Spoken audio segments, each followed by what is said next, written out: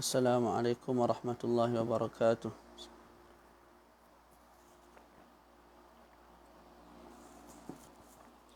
Boleh tolong maklum dalam grup. Kita mulakan insya-Allah.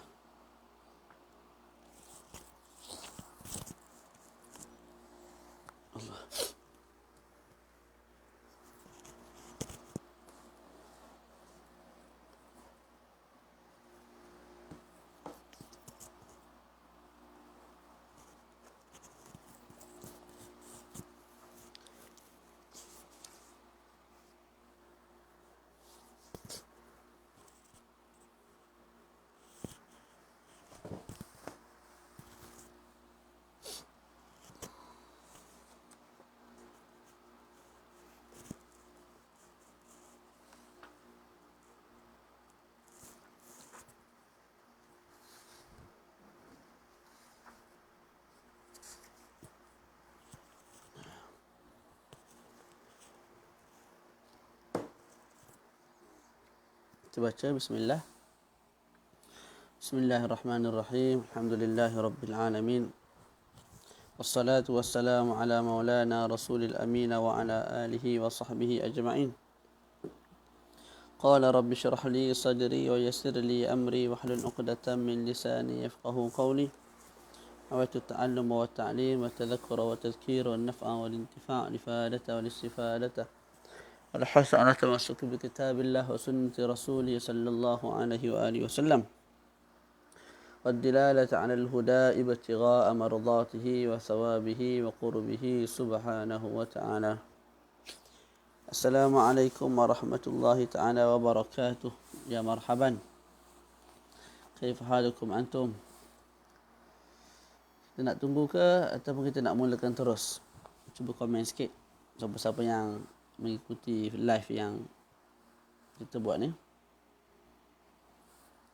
Siapa nak? Kita nak tunggu ke kita nak start terus?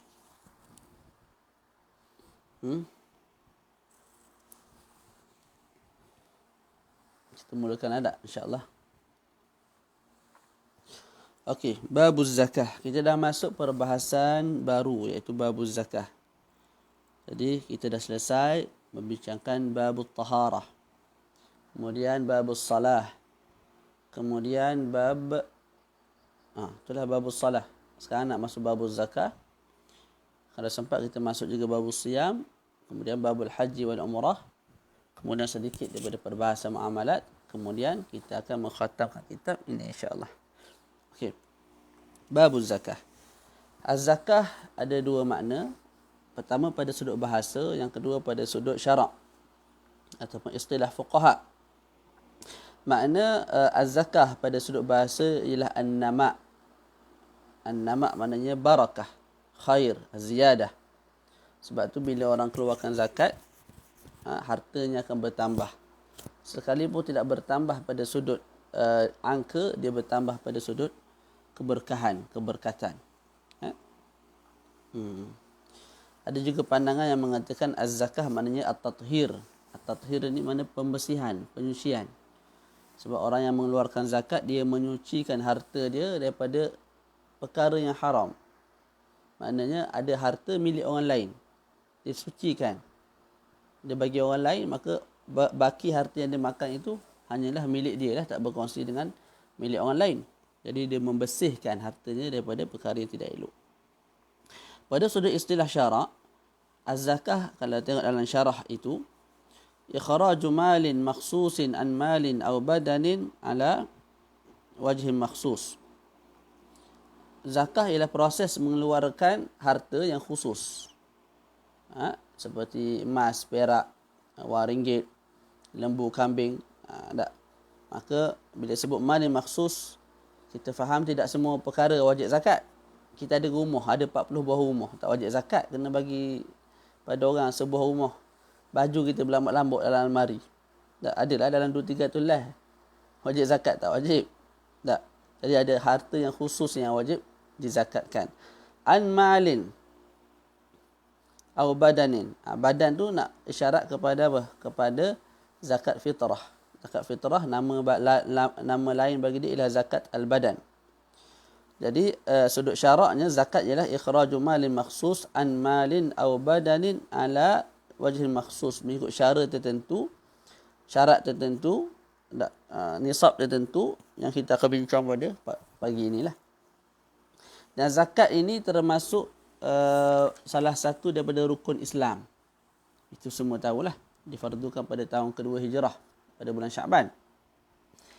Jadi kalau seseorang tu mengingkari kewajipan zakat, apakah hukumnya? Kita sebut hukumnya kafir. Kafir. Kerana dia mengingkari satu perkara yang maklum minad-din bid-darurah. Satu perkara yang semua orang tahu. Orang kecil, orang besar, orang Islam, orang kafir. Tahu belaka. Zakat ni wajib bagi orang Islam. Jadi bila diingkari kewajipannya, maka jadi kafir.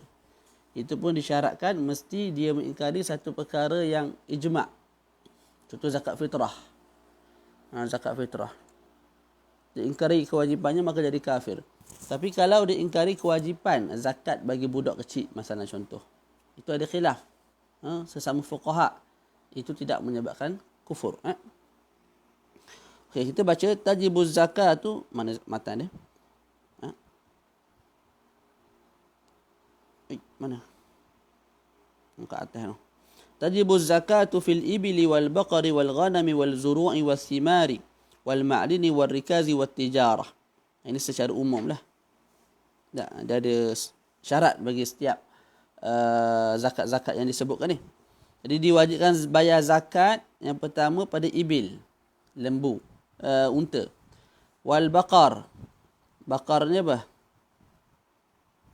Baqar ni lembu lah. Termasuk juga di bawah perkataan lembu, al-jawamis, iaitu kerbau. Wal ghanam. Ghanam ni kambing. Sama ada da'an, biri-biri ataupun ma'iz, kambing yang biasa tu. Kambing kacang kita panggil. Jadi tidak wajib zakat selain daripada tu. Kita bela kijang ataupun ada kuda. Kuda boleh makan tapi tak wajib zakat. Ataupun kita ada hamba yang ramai. Ada 1,000 orang hamba. Wajib keluar zakat tak? Tak wajib. Waz-zuru'. Waz-zuru'i. Zuru' ni tanaman. Itu pun akan ada perbincangan. Tak semua tanaman yang diwajibkan zakat. Dia akan sebut lepas ni. Was-thimar, buah-buahan. Dalam mazhab Imam Syafi'i, buah anggur dan juga buah kurma. Itu pun dengan syarat yang akan dibincangkan. Selain daripada 2 buah tu tak wajib zakat. Wal ma'din. Ma'din ni maksud dia emas dan perak. Hari ni kita boleh bagi kiaskan dengan duit lah. Duit dolar ke RM ke. Itu juga wajib zakat. Zakat simpanan. War rikaz. Rikaz ini ialah harta yang kita jumpa. Yang mana harta itu ialah peninggalan orang jahiliyah. Kita jumpa emas dan perak. Yang mana tengok daripada emas tu ada tanda-tanda ini ialah dafin, iaitu emas yang telah ditanam oleh orang zaman jahiliyah. Orang zaman jahiliyah. Sebelum Nabi datang tu, sebelum dibangkitkan Nabi. Boleh? Okey, itu semua akan ada lah perbincangan yang khusus.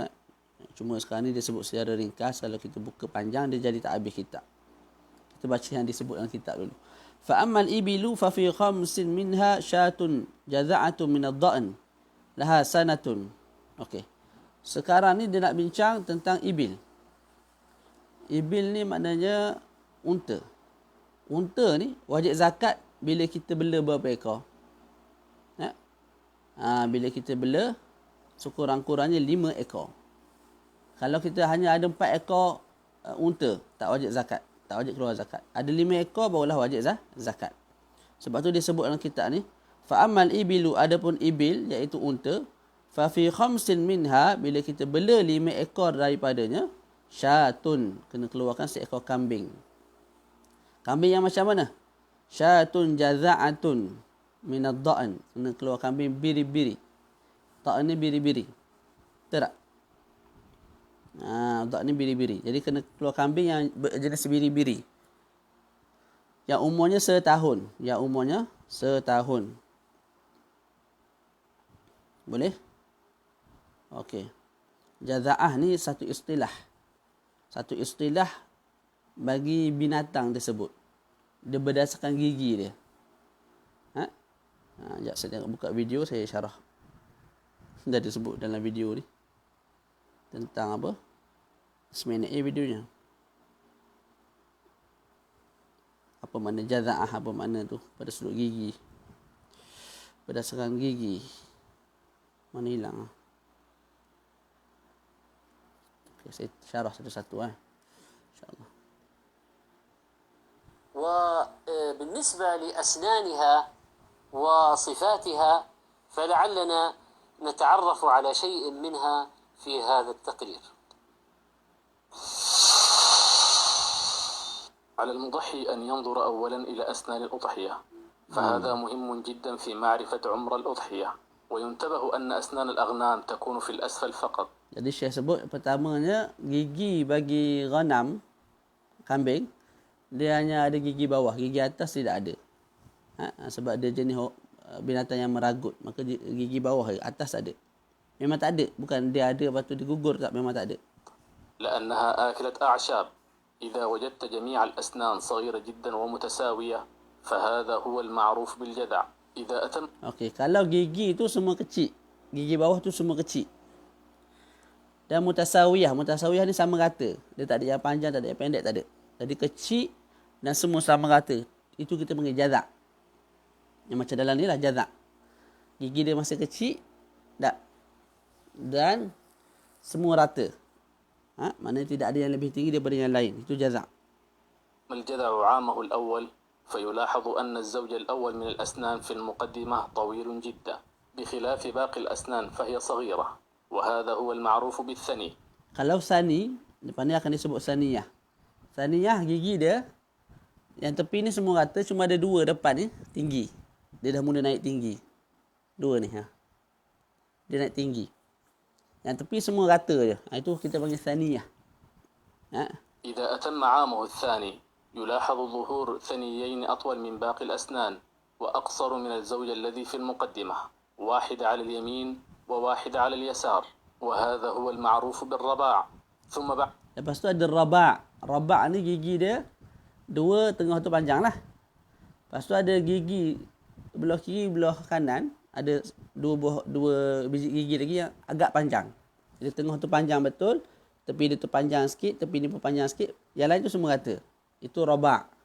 الدخول في السنة الثالثة يلاحظ كبر جميع الأسنان التي في المقدمة وتلاصقها وقوتها وعددها 6، وهذا هو المعروف بالسدس.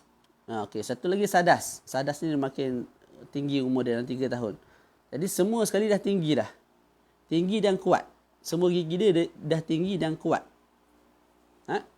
Okey. بعد إتمام السنة الثالثة والدخول في الرابعة يلاحظ كبر. Bila dah masuk, dah sempurna 3 tahun, maknanya sedang masuk umur 4 tahun, maknanya umur dia sedang nak menyempurnakan 4 tahun. أسنان وتفرقها وضعفها حتى إنه يمكن هزها وإسقاطها باليد، وهذا هو المعروف بالزارح، وهذا لحمه غير طيب. Maka dinamakan sebagai zarih. Zarih ni mana gigi dia tinggi, semua tinggi. Cuma antara gigi yang gigi tu dah dipisahkan dengan sesuatu. Dengan sesuatu mana ruang kosong lah. Dia jarang antara satu gigi dengan satu gigi tu agak jarang dan dia dah lemah. Disebut dalam ni, kalau kita cabut dengan kalau kita goyang-goyang, kita boleh goyang dengan dia. Dan kalau kita nak cabut pun boleh. Dia lemah sangat dah. Dan dikatakan ketika itu daging dia dah tak kuat. Daging dia dah tak sedap. Itu. Itu secara ringkas lah. Jadi itu makna apa? Makna saniyah. Apa saniyah tadi? Tak ingat dah. Apa saniyah tadi?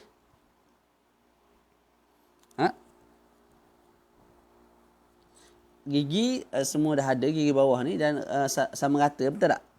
Dia tak ada yang tinggi, tak ada yang rendah. Semua sama rata.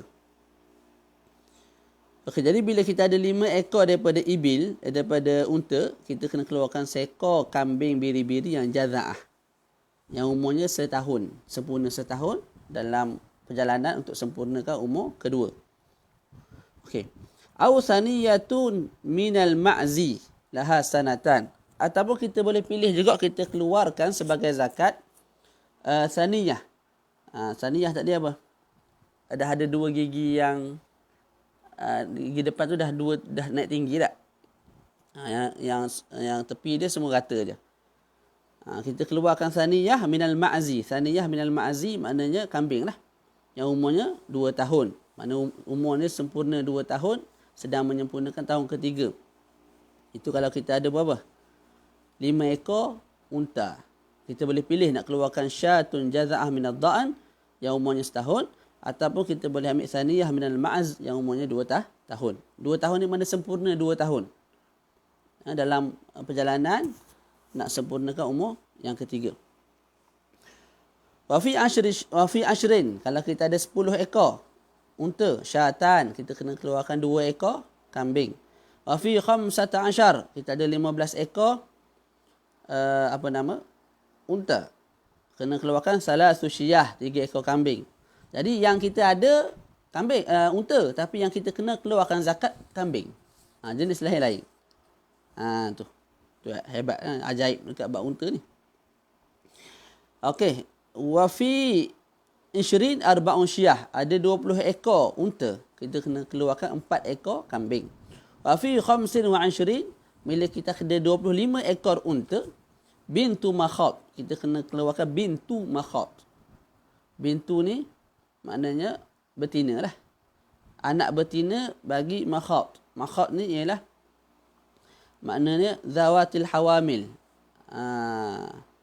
Mak dia tu dah sesuai untuk hamil kali kedua. Anak dia tu kita panggil zatu bintu makhad. Jadi bintu makhadin. Unta betina bagi unta betina yang lain. Yang mana unta betina yang lain tu sahib hawamil, dah ada anak dalam perut. Dah ada anak dalam perut ataupun layak untuk mengandung kali kedua. Anak dia tu kita panggil bintu makhad. Anak tu yang kita kena keluarkan. Yang umurnya setahun. Boleh? Bukan mak, anak tu kita kena keluarkan.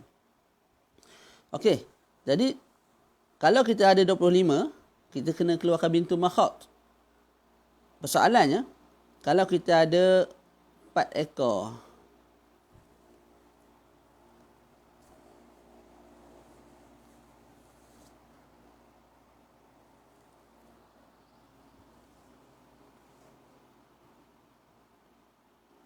Kalau kita ada 4 ekor unta. Tak, tadi kita sebut bukan 4 ekor unta. Kalau kita ada 20 ekor unta, kita kena keluarkan arba'un syiyah, 4 ekor kambing. Tak? Boleh tak kita nak keluarkan seekor kambing tapi kambing jenis bintu makhad? Boleh, tidak ada masalah. Boleh. Sebab apa? Sebab begini. Dia makin tinggi bilangan unta, makin kualiti barang yang kita kena keluarkan. Jadi bila kita ada 25 ekor unta, kita kena keluarkan bintu makhad. Jadi bintu makhad tu level dia tinggilah. Bila level tinggi, tak, kalau kita nak cover untuk yang rendah, boleh, tak ada masalah. Kita ada 20 ekor unta. Kita sepatut keluar 4 ekor syiyah. Tak, 4 ekor kambing biasa. Tapi kita nak ganti dengan bintu makhad seekor, boleh tak? Tidak ada masalah. Jadi yang atas boleh cover yang bawah. Kita ada 5 ekor. 5 ekor kena keluarkan apa tadi? Kalau ada 5 ekor, kita kena keluarkan 1 biri-biri. Ada yang dah cukup setahun. Sekarang ni kita nak keluarkan bintu makhad. Boleh? Tidak ada masalah. Sebab kita bagi yang lebih aula, yang lebih comel, yang lebih molek, yang lebih tinggi nilainya kepada orang fakir miskin. Itu yang lebih baik. Okey. Baca lagi. Wa fi 36 bintu labun laha sanatan. Kalau kita ada 36, 36 ekor unta. Tak, 36 ekor unta. Kita kena keluarkan bintu labun. Bintu labun. Labun tu maksud dia apa? Labun tu maknanya satu unta tak, yang hampir-hampir beranak dan boleh menyusukan. Itu labun. Labun tu laban lah, susu. Jadi labun maknanya satu ekor unta betina tak, yang hampir-hampir beranak dan juga akan jadi satu unta yang menyusukan unta yang lain lah. Itu labun. Jadi kita kena keluarkan bintu labun. Bintu, iaitu unta betina bagi seekor labun. Kita bukan kena keluarkan labun tak, kita kena keluarkan anak dia, bintu labun. Yang mana anak dia tu umur sanatan, 2 tahun.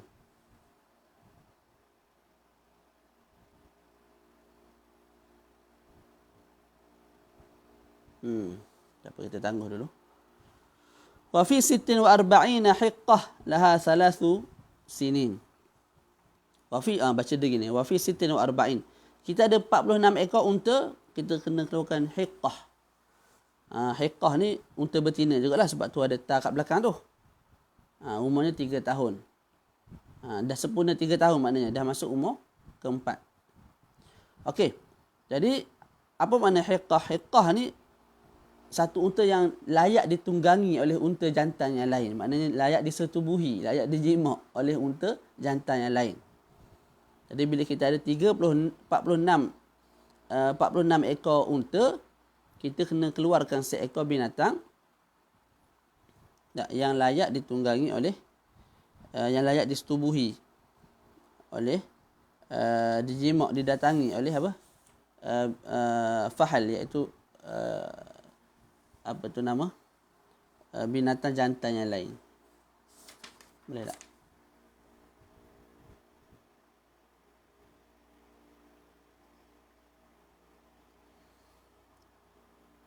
Okey.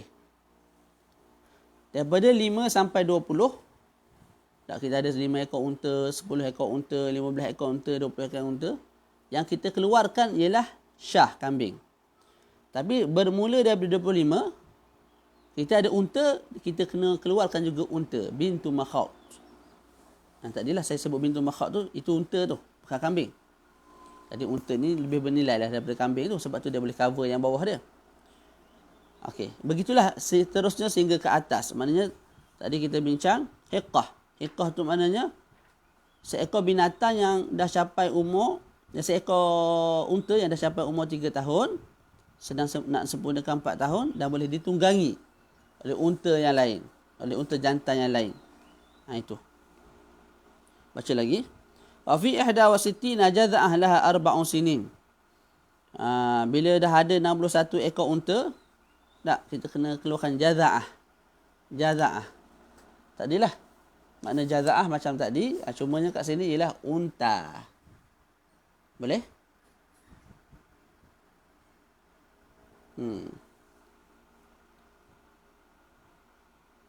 Terus wa fi 76 tidak.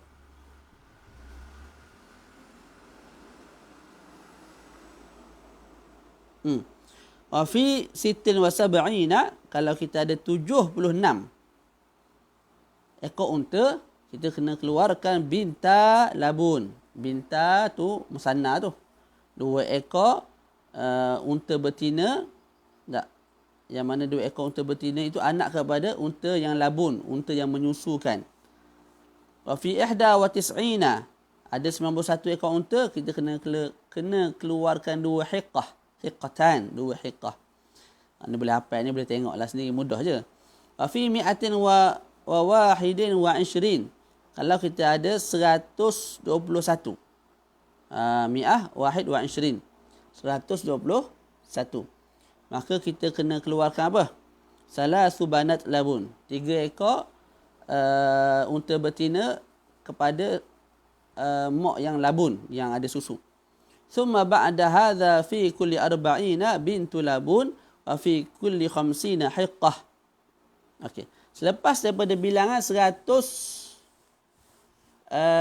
berapa? 30. Mana? 121.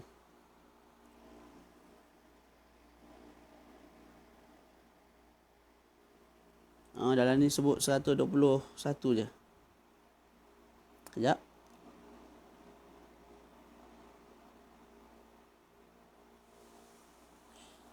Dia last dia 121 kat sini. Dalam terkira sebut 130. Mana sebetul ni? Yang saya tengok dalam Mu'nisul Jali sendiri sekejap. Dia tak sebut. Sobontar. Yang tak sebut ke?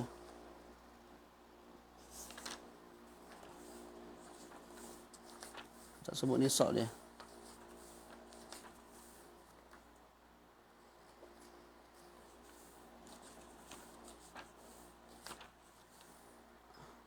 Ada.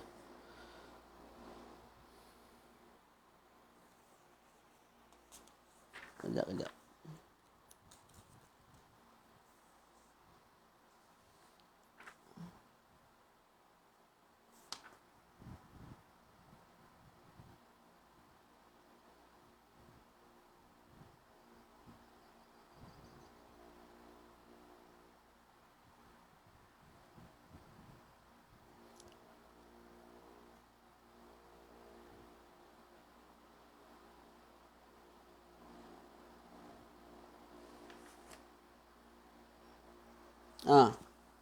Betul. Betul dalam kitab ni lah. Dalam tazkirah betul juga. Okey. Kita ada kefahaman yang tersendiri. Okey, jadi bila kita ada 121, last tadi tak? Ekor unta kita kena keluarkan apa? Mana tadi? Kita kena keluarkan Allahumma salli sayyidina Muhammad. 3 ekor banat labun. 3 ekor banat labun.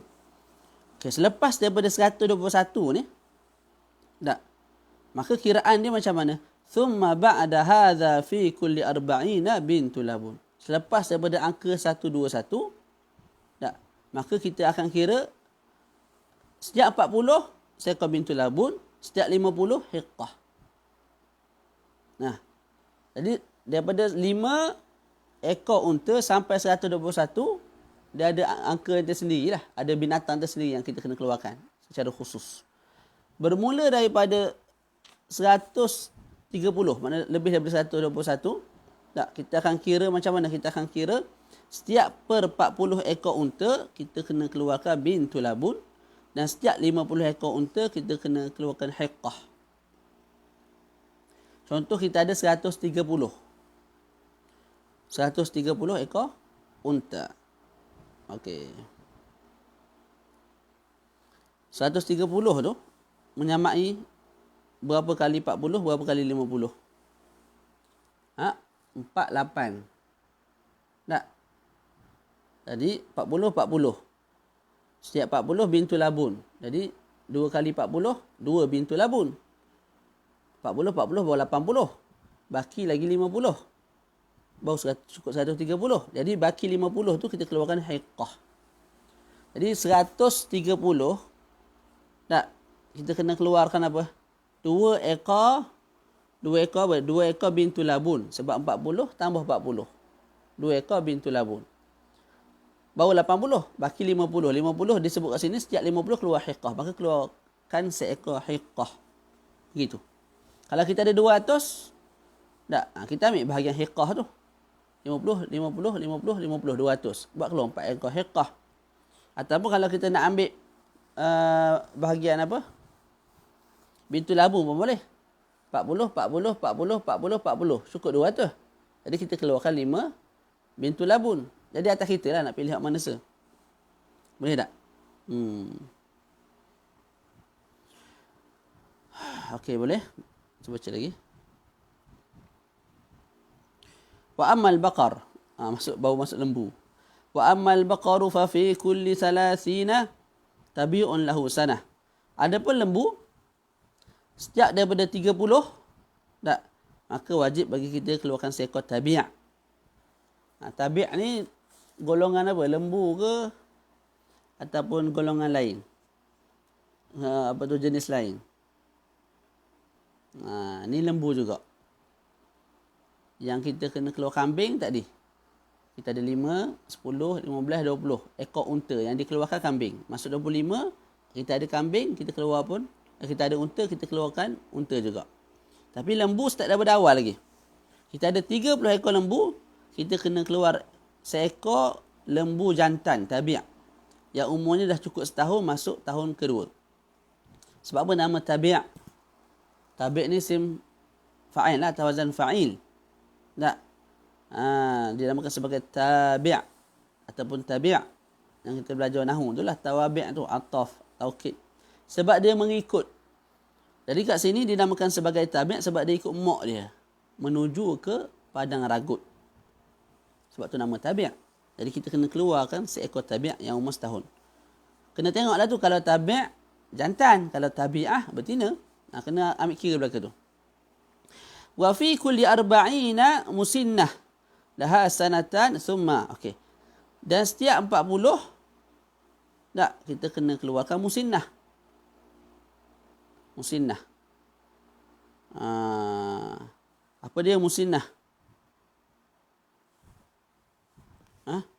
Ma makna musinnah? Dinamakan sebagai musinnah sebab gigi dia dah sempurna molek. Dah hadir belaka dah cukup molek dah. Jadi sebab tu nama musinnah. Jadi kita kena keluarkan seekor lembu betina yang cukup 2 tahun. Masuk umur ketiga. Ketika itu gigi dia dah sempurna lah. Itu kita bagi musinnah. Okey. Mudah. Selesai lah. Tu apa? Itulah lembu.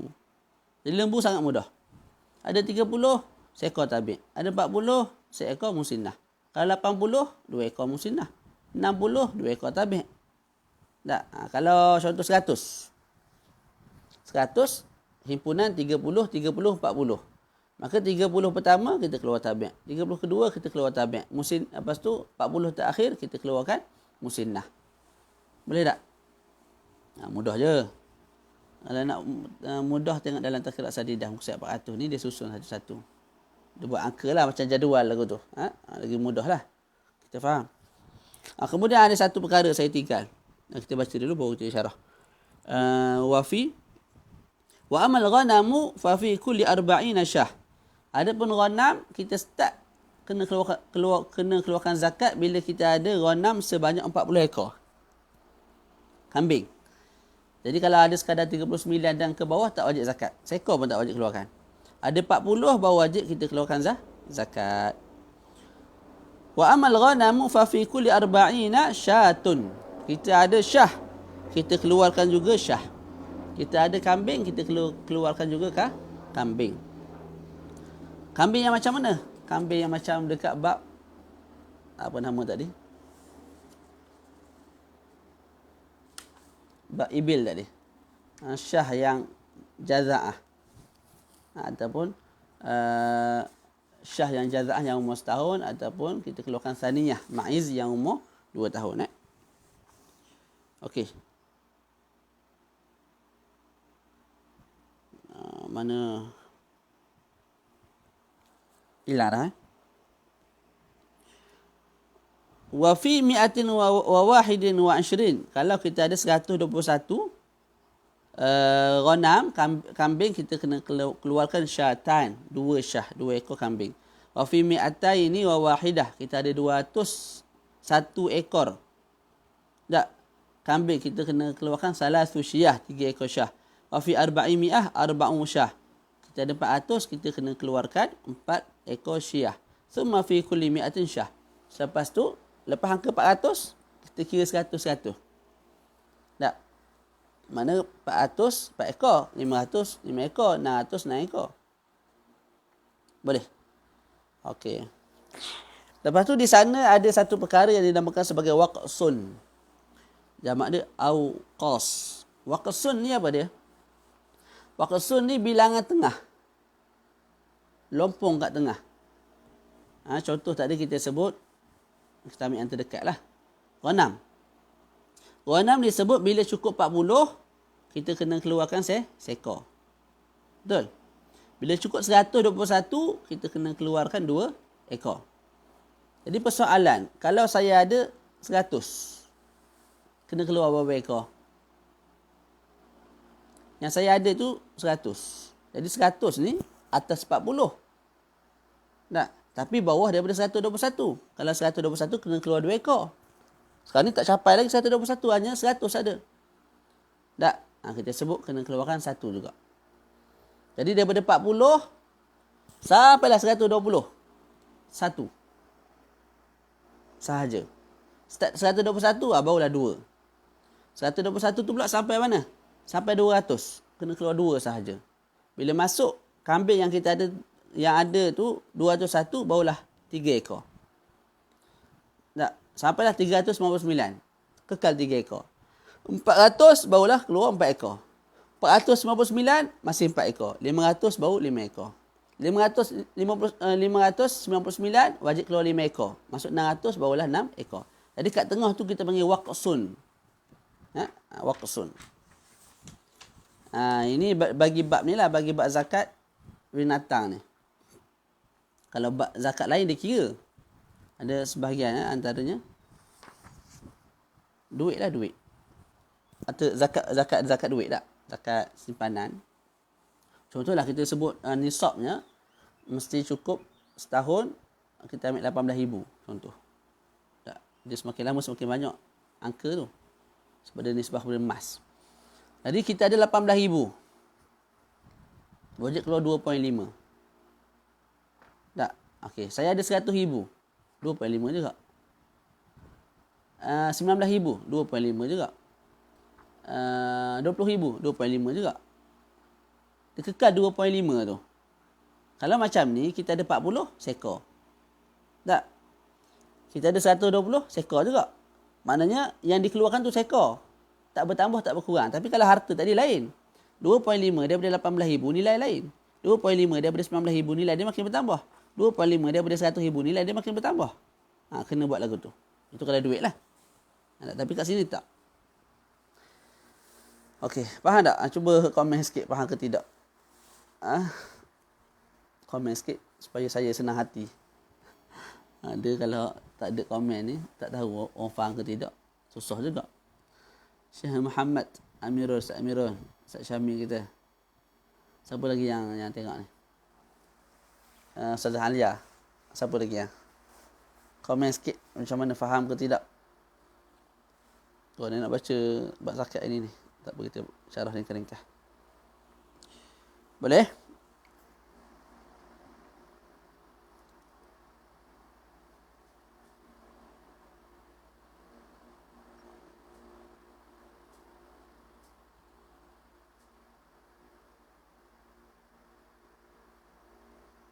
Okey. Ustaz Zul ni ada.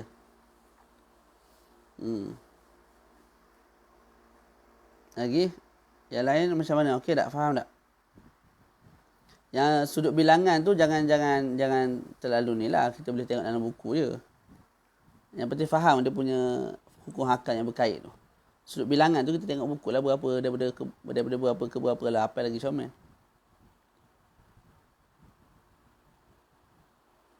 Ya, kalau kita ada 50 ekor, apa tu, lembu. Jadi kita ambil zakat untuk 40 ekor sahaja. Tak, lembu lain. Bukan lain. Lembu tadi apa kita sebut? 30, 40. Lembu tadi, setiap 30 ekor, tak, kena keluar tabi'ah. Ataupun tabi'ah. Boleh jantan ataupun betina. Kalau 40 ekor, setiap 40 ekor kena keluarkan musinnah. Yang cukup 2 tahun. Lembu yang dah cukup gigi. Dan dia tu betina dan dia dah cukup 2 tahun. Masuk tahun ketiga. Jadi kalau kita ada 50 ekor, tak. Kita kena keluarkan apa? Kena keluarkan yang 40 lah. Betul lah tu. Betul tu. Soalan tu betul. Apa yang awak jawab tu pun betul. Kita kena keluarkan musinnah. Jangan keluarkan tabi'. Sebab kita dah lebih daripada 30. Okey, tak apa. Boleh? Kena ulang balik video. Ulang kaji balik tengok kitab ni je, tak apa.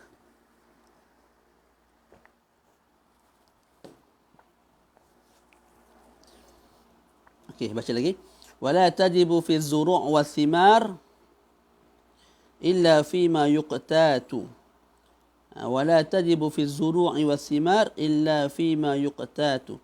Dan tidak wajib pada zuru'. Zuru' ni apa dia? Tanaman lah. Tanaman dan juga thimar. Buah-buahan. Illa fima yuqtat. Kecuali pada buah dan juga pada tumbuhan pada tumbuhan lah. Tak, perkara yang ditanam, pokok-pokok yang ditanam. Yang jenis yuqtat, yang boleh dijadikan makanan asasi. Muqtat, qut. Makanan asasi ni makna dia apa? Makanan yang boleh membina tubuh badan. Boleh menguatkan badan kita. Itu kita panggil qut. Tak, boleh membina tubuh badan maknanya daripada kecil boleh jadi besar sebab makan benda tu. Boleh bina body kita. Daging kita. Itu makna apa? Itu makna qut. Itu makna qut.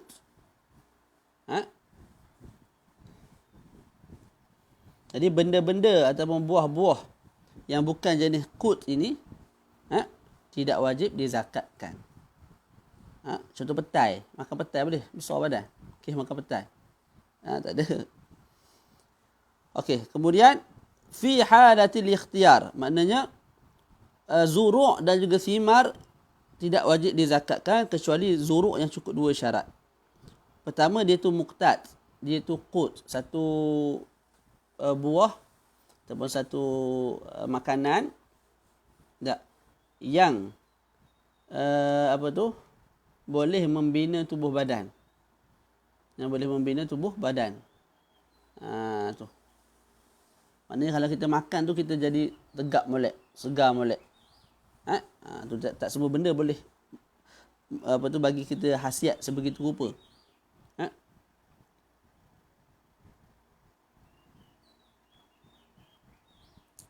Okey, contoh seperti gandum, seperti nasi.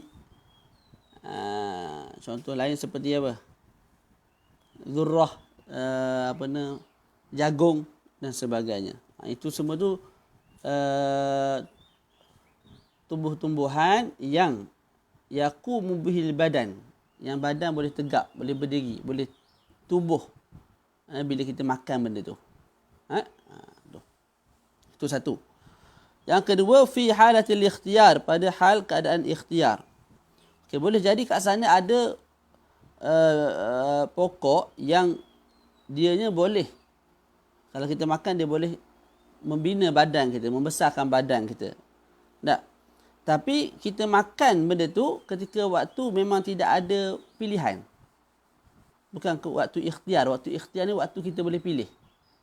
Sekarang ni kita boleh pilih. Kita akan makan benda-benda asasi kat negara kita lah. Kita tak makan benda-benda yang lain. Walaupun benda lain tu juga boleh membina badan kita. Boleh menyebabkan kita kenyang dan sebagainya. Tak? Tu. Jadi mesti dua. Pertama, dia tu qut. Yang kedua, dia tu dimakan ketika halatul ikhtiyar. Maka tumbuh-tumbuhan yang dimakan ketika mana waktu sedang susah. Waktu orang berlapar, tak ada makanan. Kita makan ikut dan lah. Benda tu makanan asasi ke tak makanan asasi pun kita akan makan. Perkara begitu tak wajib dikeluarkan zakat. Dia sebut sini kahabil hanzal wal ghalus. Tengok sikit benda apa ghalus ni. Tengok gambar ghalus. Ada bahasa Arab pula tak ada tulisan sini. Dalam syarah tu dia sebut kahabil hanzal. Hanzal ni apa dia? Pria ke apa?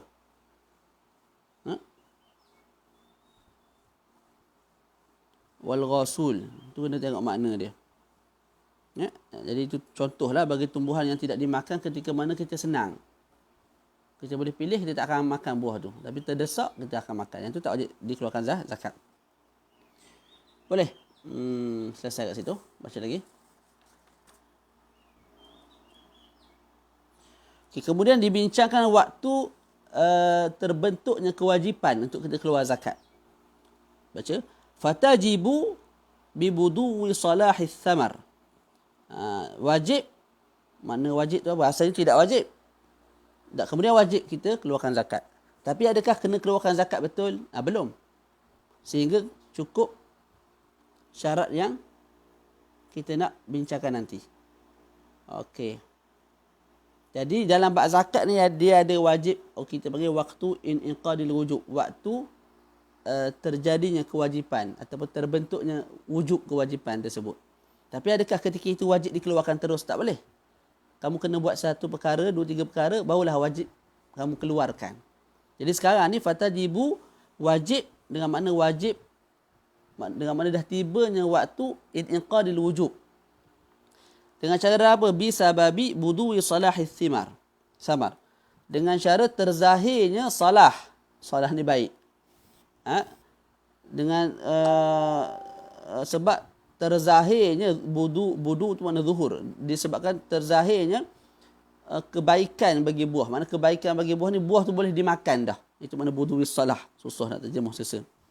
Bi buduwi salahis samar maknanya apa? Buah tu dah boleh dimakan. Contohnya kalau buah tu ada warna, tak? Maka dia dah berubah daripada warna hijau contoh kepada warna merah. Hijau tak boleh makan lagi, merah tu boleh makan. Sesuai untuk dimakan lah. Hijau tu memang kalau kita nak mamuh pun boleh. Tapi sesuai untuk dimakan ketika warna merah. Tak? Kalau yang jenis tidak ada warna, dia mungkin daripada sudut ada air dalam tu. Contoh macam inak. Kalau inak jenis anggur tak ada warna tak?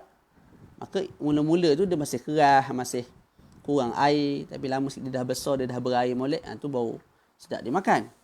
Itu. Jadi buduwi salah ada dua lah. Sama ada kalau jenis berwarna, dia berubah daripada warna tak boleh dimakan kepada warna boleh dimakan atas buah. Kat sini kita bincang dua buah aja. Buah apa? Buah anggur dan juga buah kurma. Yang kedua ialah kalau jenis kurma tu ataupun anggur tu tidak ada warna. Perubahan warna tak ada. Kita tengok perubahan sifat. Bolong sekali. Perubahan sifat. Boleh jadi asalnya keras, lepas tu mungkin lembut, makin lembut. Tak? Ketika lembut tu lah kita makan. Boleh? Okay, bila dah jadi begitu buah tu, tak? Dia dah bertakluk dengan kewajipan zakat. Tapi belum wajib keluar lagi ketika tu. Yang kita panggil waktu inqadil wujub. Okey, terus fatajibu bi budu'i salahis samar washtidadil hab. Dan bila mana hab ni bijian ataupun buah tu dah keras. Dalam syarah disebut tasfiyah dan juga telah dibersihkan. Jadi semata-mata dah terzahir budu'i salah, dah bertakluk dengan, dah berkait, dah berhubung dengan buah-buah itu dengan kewajipan zakat. Nak keluarkan bila? Nak keluarkan betul-betul, kita ambil, kita bagi orang tu selepas keras. Maknanya kalau kurma, asalnya rutab. Rutab ni masih basah tu, yang masih atas pokok. Lama-lama kita keringkan jadi kurma yang semua kita makan tu. Ketika itu baru kita keluarkan. Kalau buah, apa nama? Inak, anggur. Jangan keluar ketika mana dia anggur, tak? Ketika dia dah jadi kismis. Bila jadi kismis baru kita keluarkan. Sebab apa? Sebab bila dah jadi kurma yang kering tu yang semua kita makan atau jadi kismis barulah boleh disimpan lama. Itu ada antara syarat jugalah. Untuk diwajibkan zakat, benda tu boleh disimpan lama. Tak? Bukan ambil hari ni, tak makan ini esok-esok. Tak ada function zakat dengan buah sebegitu rupa. Sebab tujuan zakat ni nak bagi orang boleh hilang lapar dahaga. Tak? Jadi boleh jadi hari tu dia dah kenyang, dia tak makan. Esok dia nak makan. Lusa dia nak makan. Dia nak simpan untuk 2-3 hari lagi. Tapi kalau dah rosak, sebab tu syarak mewajibkan pada perkara yang boleh disimpan, yang mudakhar, yang boleh disimpan. Boleh jadi washtidadil hab itu syarat untuk dikeluarkan zakat. Memang betul-betul dikeluarkan ketika mana dah kering. Bukan kering betul. Kalau kat Mesir tu ada kurma yang kering. Kering betul. Tak ada basah langsung. Mana bukan macam kurma yang semua kita makan tu. Kurma yang dia jual tu, kalau kita nak basahkan, kita kena letak dalam air pula. Tunggu 2-3 hari kot, barulah dia jadi makin kembang. Disebabkan masuknya air ke dalam tu. Tu bukan maksud dia gitu. Kering ni macam kering kurma kita makan tu lah. Ni kalau yang pergi Mesir bolehlah cerita. Kalau tak pergi Mesir pun boleh tengok dalam kita punya Google kita, Syekh Google. Tengok kurma basah, rutab. Tulis benda-benda lagu tu keluarlah. Bismillah.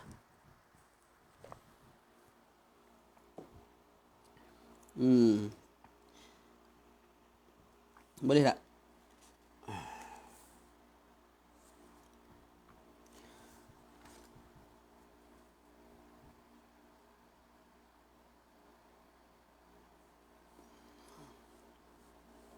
Jadi wajib keluar zakat bila mana rutab dah menjadi tamar. Bila mana inap, anggur dah jadi kismis, dah kering lah. Lepas tu selepas kita buang perkara-perkara yang tidak ada kaitan dengan buah. Contoh macam, kalau jelas, untuk lebih jelas kita ada dua-dua ada, buah inap pun ada, buah anggur, buah kurma pun ada. Kurma kan dia ada ranting dia, sudah ada pelepah dia. Kalau kita kait tu mungkin jatuh sekali dengan pelepah dia apa semua tu. Benda yang pelepah, benda yang tak berkait dengan buah tu kita kena buang. Barulah kita timbang. Cukup nisab baru kita keluar zakat. Tapi dimaafkan kalau bahagian-bahagian yang bukan buah. Tapi bahagian-bahagian tu diperlukan untuk buah tu kekal lama. Tu dimaafkan untuk ditimbang sekali. Ataupun ada cara dia lah. Kita ada cara dia nak kira nisab tu. Boleh tak? Jadi kita kena bersihkan. Kalau macam kat Malaysia ni padi lah. Padi tu, ni kalau zuruk lah, zuruk. Zuruk bukan buah. Kalau zuruk, nak contoh lebih jelas padi. Padi kan dia ada, dia punya apa? Apa tu orang panggil? Sarung tu, sarung padi. Beras ni, padi ialah satu nama bagi beras yang diselaput oleh penutup dia, sarung dia tu. Bila kita nak keluar zakat, kita kena cabut sarung dia tu. Biar jadi beras betul. Sebab beras, walaupun tidak ada sarung, boleh disimpan dalam tempoh yang lama. Betul tak? Jadi nak keluar zakat beras, jangan keluar zakat padi. Mana jangan keluar zakat dalam keadaan belum di mesin sehingga keluar bersih padi yang putih tu. Boleh tak? Okey, dia akan sebut ni. Nisab dia tak sebut, dia sebut nisab. Bisyarati ayakuna 300 sa'in bil muddi was-sa' 4 amdad. Dengan syarat nisab ni, nak bincang nisab, mesti 400 sa', 300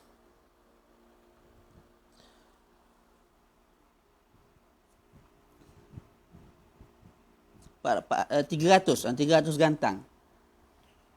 300 gantang. 300 gantang. Dan setiap gantang tu wasa'u 4 amdad, dan setiap gantang 4 mud. Dia sebut satu gantang 4 mud. Tak, jadi kalau 300 gantang darat dengan 4, maka keluarlah 1000 berapa? 300 gantang darat dengan 4, nak pecah pada mud. Jadi 1600 mud. 1600 mud. Mud ni satu cupak ni sekali. 2 kali 1600 kali apa tu mud.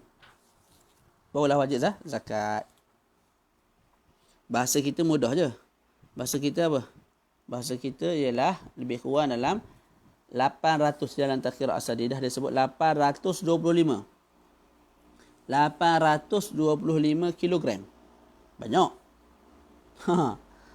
Jadi kalau sekadar 50 kilo, 100 kilo, 200 kilo tak wajib zakat. Wajib zakat kalau kamu capai 825 kilo. 825 kilo.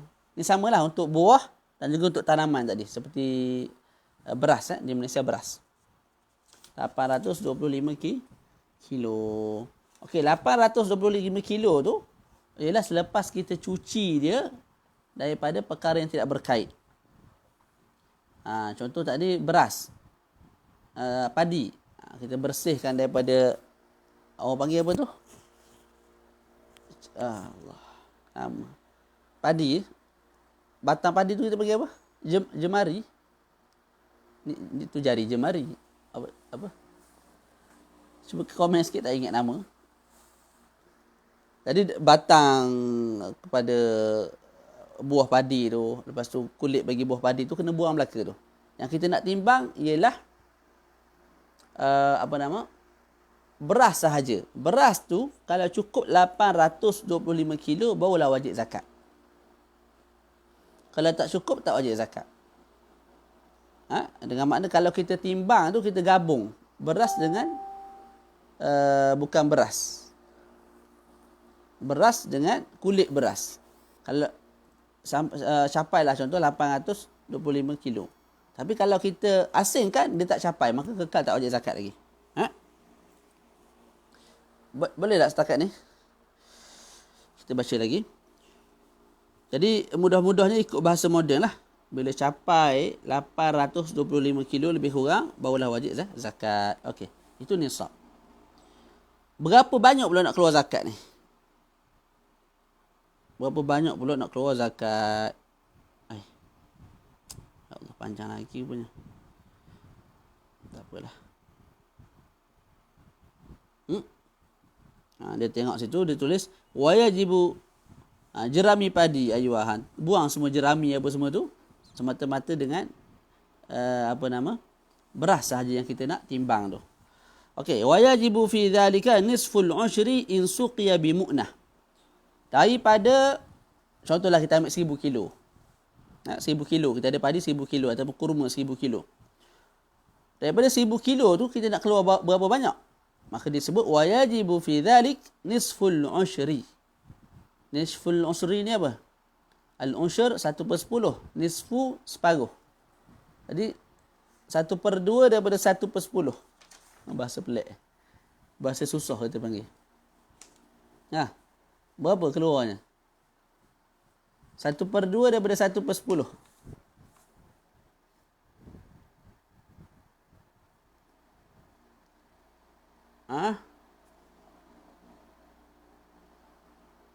Berapa? 1/2 daripada 1/10.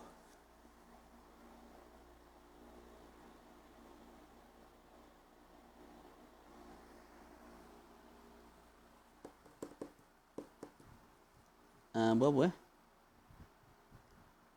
Kena tulis, kena kira sikit. Tolong kira seorang. Ustaz Amirul. 1/10. Tak. Lepas tu 1/2 daripada 1/10. Berapa? Lupa nak tengok tadi. 2.5 tak? Bukan? Masa 2.5. Contoh dia bagi ni. Isuq ya bi mu'nah faladhi ajibun nisful ushur. 600 gram. 600 gram. 60 gram.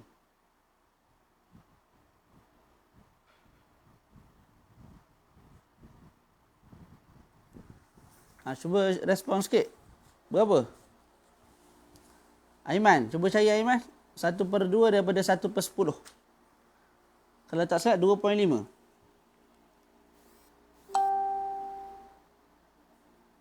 Saya tengok sekejap. Ni ada tab depan tak puas. Mana? Baru nak kira. Boleh sayang kok. Okey.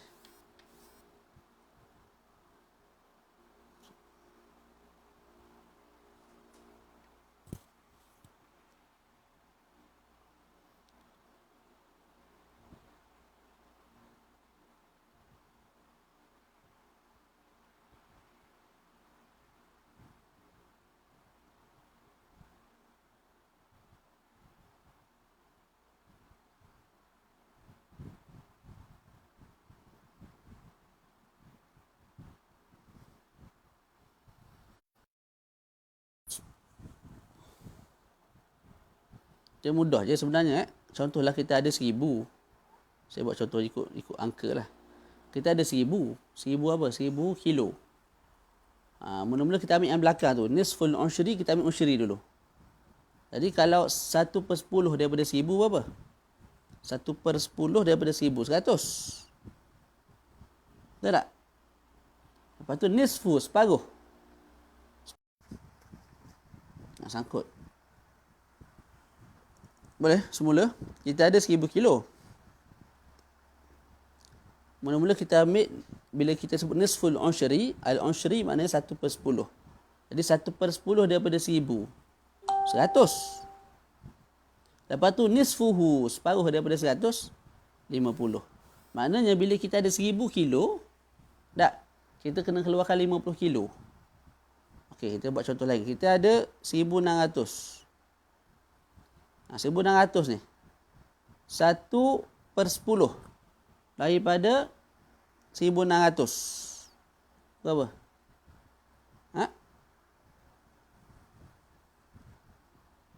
Tu ada tu 5% lah mudahnya. Jadi kalau ada 1000, 5% daripada 1000 50. Sebab kalau 10% jadi 100. 100% jadi 1000. Boleh? Tu bahasa mudah. 5%. Mabuk sekali ya. Teruk tu mic aku ni. Okey, baca. Kantor ya. Baca. Mana tadi? Okey. Jadi kalau kita suqiya bi ghairi wa yajibu fi dhalika nisful ushri in suqiya bi mu'nah. Tanaman kita tu sama ada jagung ataupun kurma ataupun inap ataupun padi. Tak. Hari ni banyaknya dengan mu'nah lah. Mu'nah ni mana kena keluar taklufah duit.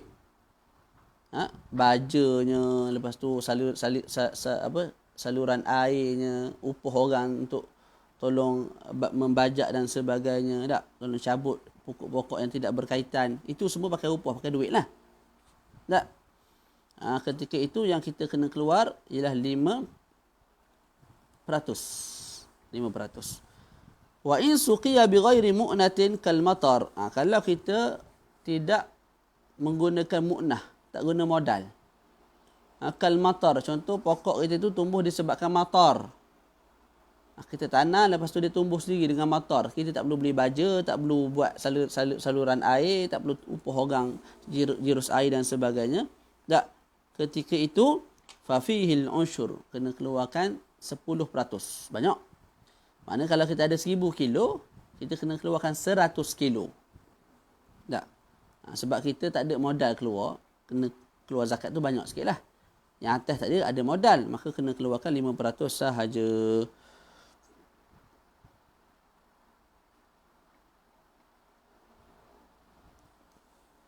Boleh?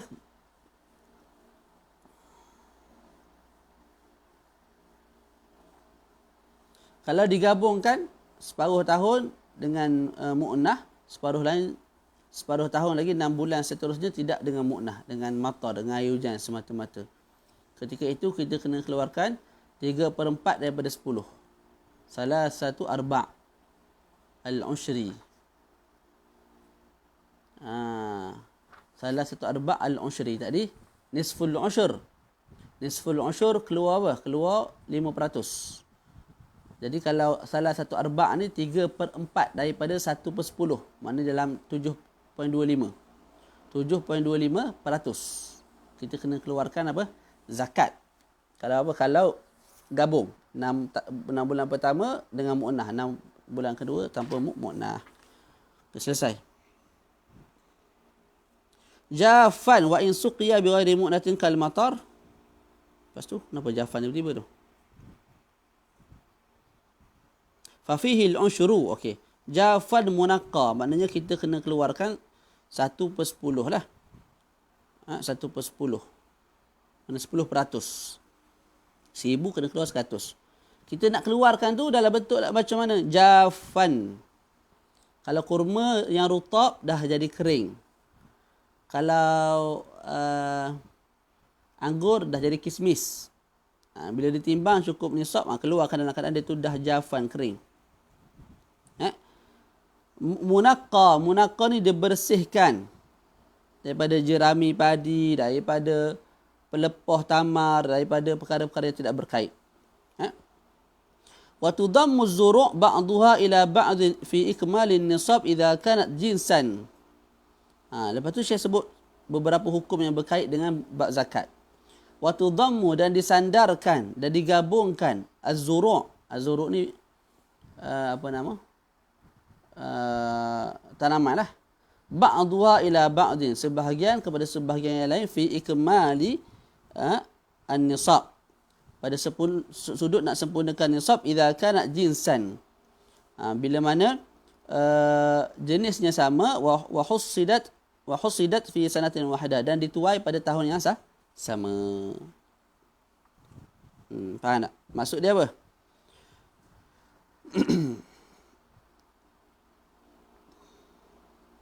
Maksudnya ialah, kalau kita ada jenis padi yang pelbagai, padi ni kan banyak jenis, basmatinya dengan beras ni banyak jenis lah, beras banyak jenis.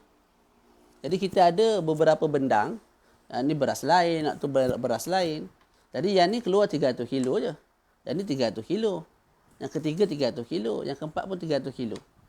Jadi kalau kita pandang pada jenis-jenis maka tak wajib zakat lah. Sebab 300 tak sampai lagi 825 kilo tadi. Tapi saya sebut kalau jenisnya sama. Jenis sama tu maksud dia apa? 4 benda ni nama lain lah. Mungkin basmati, hok tu, hok ni tak kita sebut lah. Saya tak kenal juga jenis. Cuba sebut sikit orang perempuan jenis-jenis beras ni. Tak? Sebut 4 jenis. 4 jenis tu kita gabungkan sekali. Jadi 3 darab 4 jadi 1,200. Wajib zakat. Wajib zakat. Boleh. Tapi kalau padi dengan kurma, tak payahlah gabung. Kalau padi 500, sana pun 500. Kalau gabung 1,000. Tapi sebab ini padi. Ini beras, sana apa? 500 lagi tu kurma. Tak payah gabung lah. Tapi kalau kurma sama kurma, cuma ni kurma kan bapak banyak jenis ya, kurma. Kurma ajwah lah, kurma tu kurma ni. Gabungkan sekaligus. Dan keluarkan zakat. Jadi untuk kita cukupkan zakat tu, nisab tu, kita boleh gabung. Tapi dengan syarat, 2 syarat. Pertama, jenis yang sama. Kalau kurma, kalau beras. Yang kedua, mesti dituai pada tahun yang sama. Ini kena find elok lah. Jadi maksudkan dituai pada tahun yang sama ni, bukan maksud mesti dua-dua tu dituai pada tahun 2021, tak. Maksud dia lah mesti tuaian pertama dengan tuaian kedua jaraknya tidak lebih daripada 12 bulan. Sebab setahun 12 bulan. Jadi sekalipun kita tuai yang pertama bulan 6 tahun ni, yang kedua kita tuai bulan 3 tahun depan. Tak, kalau ikut tahun lain-lain, tapi dalam 12 bulan lagi jarak daripada yang pertama dengan yang kedua. Itu wajib dikeluarkan zakat. Wajib kita kita gabungkan berat dia, dan kalau cukup nisab kita keluarkan zakat. Faham tu? Laju anak rasa ni, anak ini ni. Nak kerja tapi baru bab apa ni. Okey, dah selesai dah. Dah selesai zakat apa tu? Zakat binatang ternak. Dan juga zakat az-zuru'. Secara ringkas lah. Dia sebenarnya panjang sikit perbahasan dia. Luas. Tapi itu secara ringkas. Jadi faslun. Sebelum kita masuk faslun yang baru ni, wa ammal zahabu. Ada soalan tak? Kita buka soalan.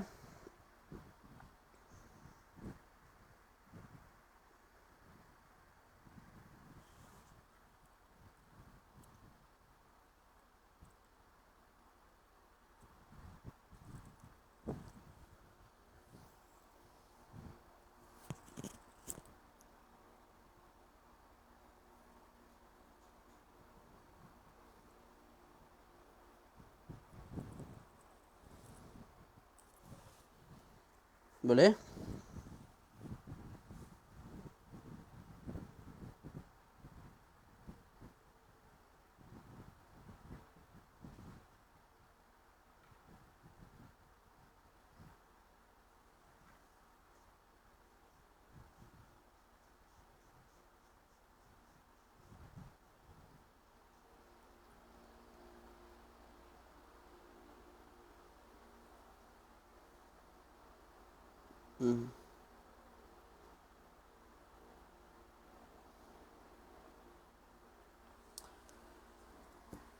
Ya Allah.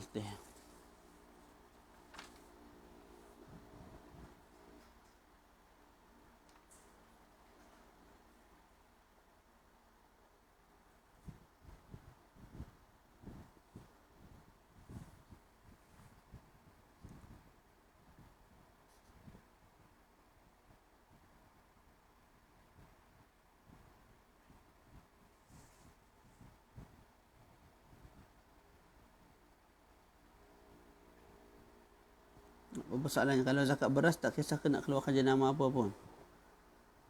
Dia kalau kita boleh, contoh tadi 300 kilo itu. Tak, jadi 1,200. Dan wajib zakat apa? Contohlah kita sebut, itu tanpa mu'nah, maka 10%. 10% iaitu 120 kilo. 120 kilo bagi 4. Bagi 4. 30. Setiap daripada jenis tu 30 kilo. Itu kalau kita apa? Boleh bezakan lah. Boleh bezakan. Ha?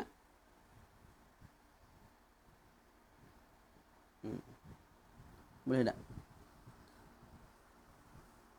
Okay, kalau kita buat supaya lebih faham, kita tambah. Ada 3 jenis. 30 kilo, 50 kilo, bukan 30 kilo. 300 kilo, 500 kilo, 500 kilo. 3 jenis. Jadi, 3 nauk kita panggil nauk. Kalau bahasa Arabnya, nauk lah.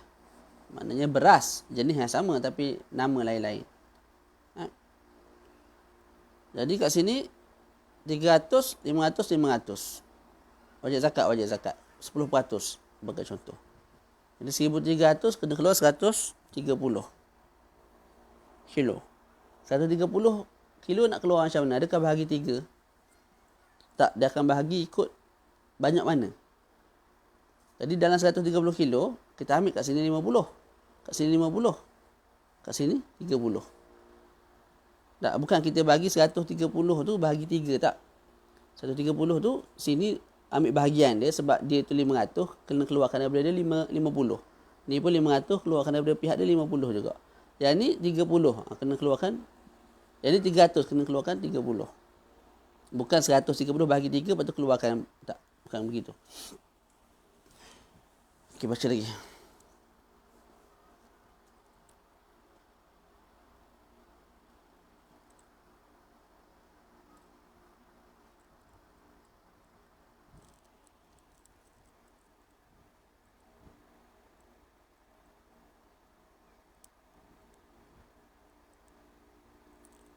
Okey, ada satu perkara yang penting ni supaya kita tak salah faham. Dalam syarah dia sebut wa amma simaru fama ittala'a asani fi amin awal fi amil awal dhamma wa illa fala. Kalau buah kita nak dhamkan kilo yang dituai kali kedua kepada kilo yang dah ada daripada tuaian yang pertama. Tak. Berdasarkan apa? Berdasarkan ittala' asani.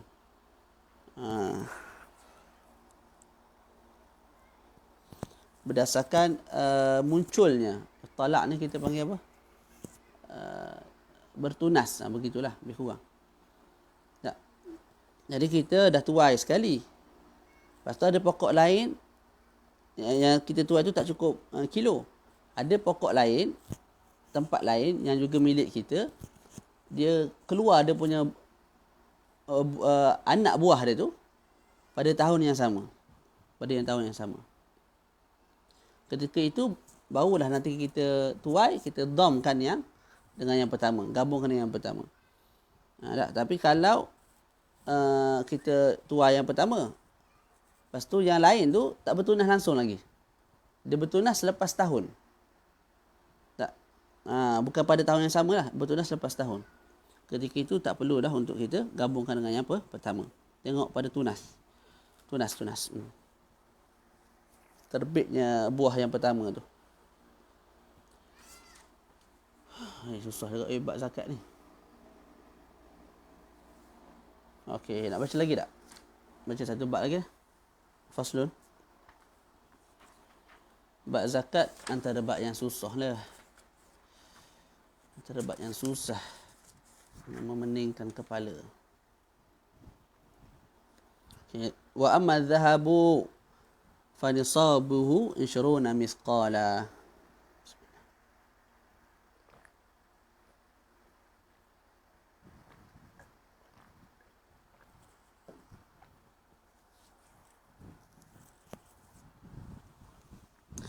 Faslun wa amma adh-dhahabu fa nisabuhu 20 mithqala.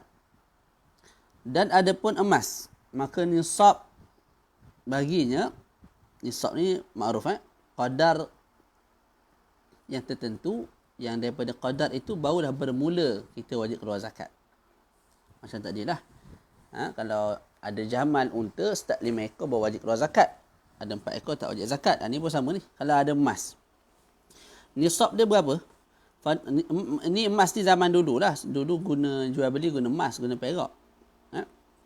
Sekarang ni emas pun ya, kalau kita ada simpan emas ataupun duit. Nisab duit ni kalau kita tengok adalah setiap tahun dalam kita punya pejabat agama masing-masing ataupun majlis agama masing-masing, dia akan sebut fahang nisab dia sekian 18,000 ke berapa ribu. Tak, itu diikut kadar emas. Diikut kadar emas, kadar perak asli ikut kadar emas. Okey. Jadi nisab bagi emas ialah 20 mithqala. 20 mithqalan. 20 mithqalan. 20 mithqal. Mithqal ni sebenarnya ketulan emas. Ketulan emas bulat. Itu satu mithqal. Mana 20 ketulan emas yang berbentuk bulat. Yang mana setiap daripada satu tu dia ada timbangan dia sendiri. Ni zaman dulu ni. Zaman dulu punya cerita. Tak, jadi kalau kita ada emas, kita timbang pada satu timbangan cukup 20 mithqal. Kita timbang pada timbangan yang lain tidak cukup 20 mithqal. Timbangan emas ni dia special lah daripada yang lain tak? Sebab emas ni harga dia tinggi. Ketika itu juga tidak wajib zakat. Boleh? Kita ada emas. Timbang kat sini, cukup. Timbang kat sana tak cukup. Sedangkan dua-dua tu elok. Tak rosak. Tak wajib zakat. Sebab ada syak. Okey. Apa dia 20 mithqal? Wal mithqalu arba'atun wa 20 qirat. Main buah ni susah. Mithqal, satu mithqal menyamai 24 qirat. Saya tak kerti lah. Cuma bahasa modennya kita boleh sebut. Berapa?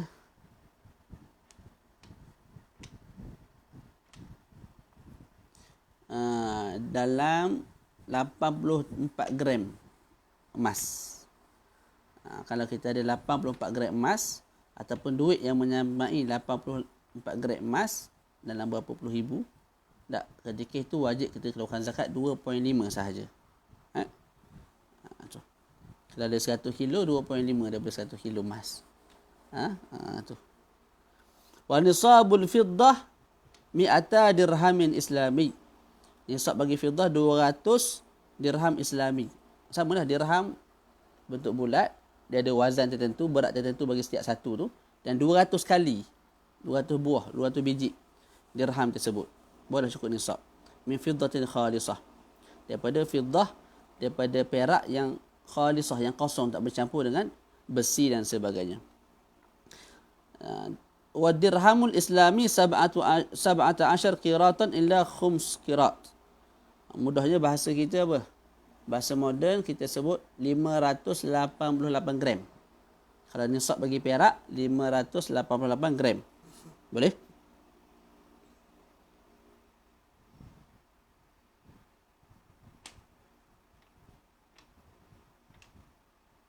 Boleh? Ni bahasa pun dia guna bahasa emas ni. Wa huwa khamsuna syu'airah wa khamsan syairah, apa dia tak faham. Boleh tak? Jadi mudah ceritanya. Emas nisabnya 20 mithqal. 20 mithqal bersamaan dengan 84 gram. Perak dia punya apa? Nisab dia 200 dirham emas. 200 dirham islami. Bersamaan dengan berapa tadi? Mana tadi? 588 gram. Jadi dua-dua tu tak sampai sekilo lah. Kalau emas tak sampai 100 gram pun dah wajib zakat lah. Jadi kalau tengok disebut apa tadi? Wa nisabul fiddah 100 dirham islami min fiddatin khalisah. Mesti khalis, mesti memang emas tu betul-betul pure, yang betul-betul pure, cukup 84 gram. Kalau perak mesti pure 588 gram. Maknanya kalau bercampur dengan besi, tak boleh jadi perak tu, duit perak tu dicampur dengan sedikit besi. Kalau kita pisahkan balik, tak cukup nisab bagi perak, tak wajib zakat. Mesti khalisah. Pure dia saja tu dah cukup zakat dah. Dah cukup nisab.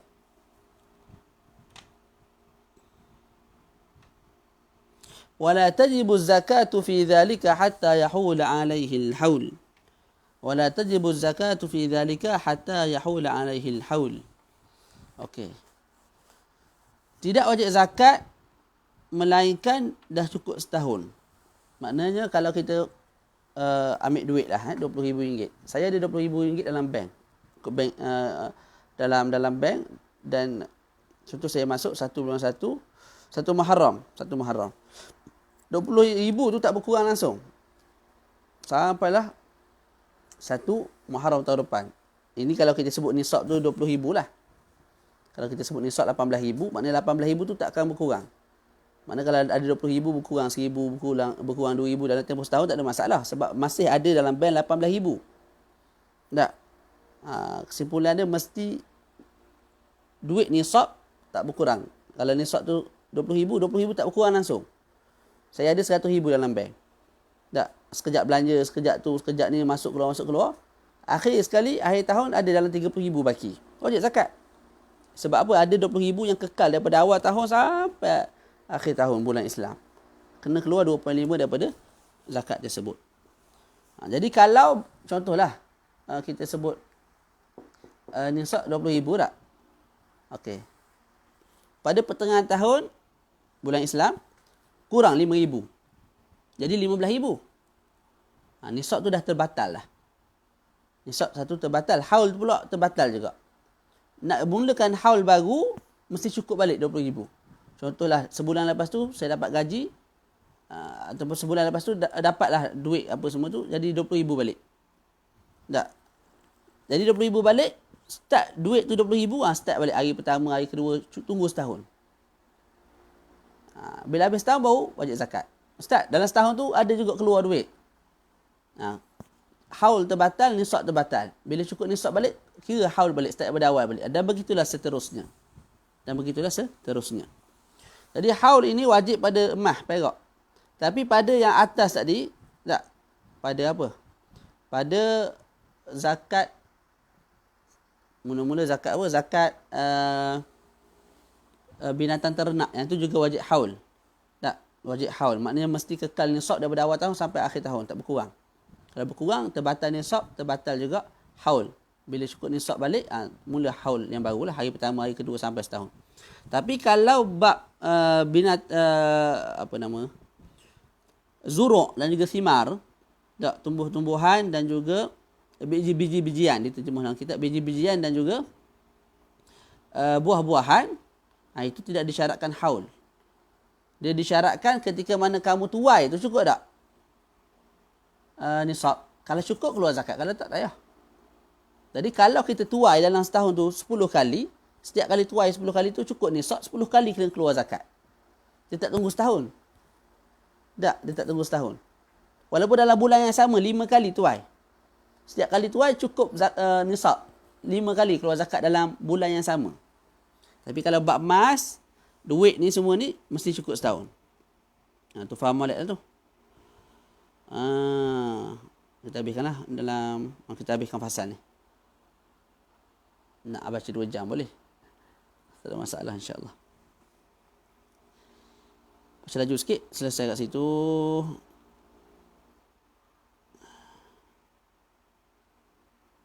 Okey.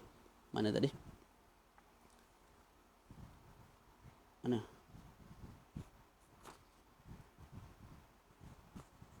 Okey. Wa zakatuhu rubu'ul ushur. Zakat bagi emas, bagi perak, bagi duit kita ni ialah rubu'ul ushur. Mana 2.5 lah. Kalau nisful ushur 5%, rubu' ushur 2.5. Tak. Kalau emas tak kisahlah, emas tu telah dibentukkan menjadi petak-petak tu kita panggil apa? Aku ni lemah tu bahasa Melayu. Tak ingat habis. Tak, ataupun tak ditempa lagi. Sama ada ditempa ataupun tak ditempa, dibuat bentuk cincin ataupun tak dibuat lagi bentuk cincin. Tak kisahlah, yang penting cukup nisab. Tak, contoh saya ada emas besar ni. Mana tak dibentuk lagi menjadi cincin, rantai dan sebagainya, cukup nisab. Lebih ni nisab ni. Tak wajib zakat. Kalau tak wajib zakat. Duit ni sedap cerita lah. Terutama kita tak ada duit ni, lagi syok cerita pasal duit. Wa yashtaratu an la yakuna huliyan. Orang kata apa, nak berangan-angan ni tidak ada masalah. Nak bersembang pun tak ada masalah. Jadi sembang lah. Kita ada duit macam 100-400 ribu dalam bank. Okey. Wa yushtaratu an la yakuna huliyan mubahan. Dan disyaratkan hendaklah huli itu perak, jongkong, kita panggil jongkong. Wa yushtaratu an la yakuna, sama ada jongkong ataupun telah dibentuk menjadi cincin, rantai, gelang, apa nama ni, semua tu tidak ada masalah. Yang penting ikut berat. Tapi dia tengok syarat lain jugalah. Wa yushtaratu, baca mana? Alla yakuna huliyan mubahan. Disyaratkan emas yang kita ada tu bukan emas yang diharuskan oleh syarak. Kalau emas tu diharuskan oleh syarak, contoh emas yang mak kita pakai, itu harus syarak izinkan. Maka tak wajib padanya zakat. Tak wajib padanya zakat. Emas yang kita ada, ada dua keadaan. Ada kala kita pakai, yang tu haram. Haram, betul tak? Haram. Jadi, perhiasan tu tidak diharuskan oleh syarak. Maka kalau cukup nisab, wajib keluar zakat 2.5. Jadi, mak kita tak keluar zakat, kita keluar zakat. Sebab apa? Mak kita pakai harus, syarak izinkan. Kita pakai tak boleh haram. Maka kita wajib keluar zakat 2.5. Itu pun kalau cukup nisab lah. Okey, kalau, ini yang kedua. Kalau saya lelaki, saya ada emas. Tapi emas tu bukan saya pakai. Saya buat sewa. Tak siapa nak kahwin, nak tunjuk dia tu banyak emas, mari sewa dengan aku ni. Tak? Setiap kali sewa, kita bagilah berapa ratus tu. Tak? Dia punya upah. Jadi tak haram. Perbuatan tu tak haram. Jadi dianggap sebagai perhiasan yang diharuskan juga. Apa yang saya milik tu, dianggap sebagai perhiasan yang diharuskan oleh syarak. Dengan makna saya tak wajib keluar zakat lah. Saya tak wajib keluar zakat. Saya tak wajib keluar zakat. Jadi kesimpulan dia, kalau huli itu huli yang mubah, tak wajib keluar zakat. Huli yang mubah ni huli perhiasan yang disediakan untuk pergunaan yang diharuskan oleh syarak. Perempuan nak pakai, kita nak sewakan kepada orang, itu semua harus. Maka bila sebut huli yang mubah, terkeluar daripadanya huli yang haram. Huli yang haram. Seperti mana yang kita pakai, lelaki pakai. Cukup nisab, wajib keluar zakat. Begitu juga dianggap sebagai huli yang haram. Okey, sila Ustaz Mirul. Dianggap juga sebagai huli yang haram kalau padanya ada israfun fahish. Membazir. Ataupun israf ni pembaziran yang melampau-lampau daripada perempuan. Perempuan boleh pakai emas, boleh. Tapi kalau ada israf, maka wajib juga zakat. Apa israf? Perempuan ni dia ada banyak golongan. Ada golongan guru, ada golongan tukang sapu sampah, ada golongan menteri, ada golongan anak-anak raja, ada golongan doktor. Jadi contohlah saya sebut isteri saya doktor. Jadi doktor ni standard dia pakai emas banyak mana? Berat mana? Kita sebutlah dalam 100 gram. Standard doktor 100 gram. Sebagai contoh. Adat kebiasaan doktor 100 gram. Isteri saya pakai 3 kilo. Untuk lelaki kaya. Pakai 3 kilogram. Jadi dah melampau-lampau lebih tu. Dia panggil israf.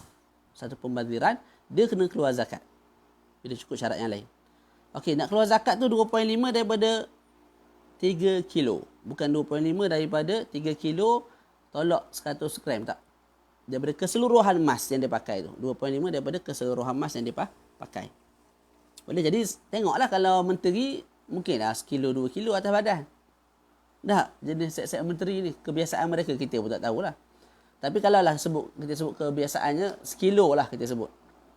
Dekat cincinnya, dekat ni lagi, dekat kaki lagi, tak semua tempat ada emas.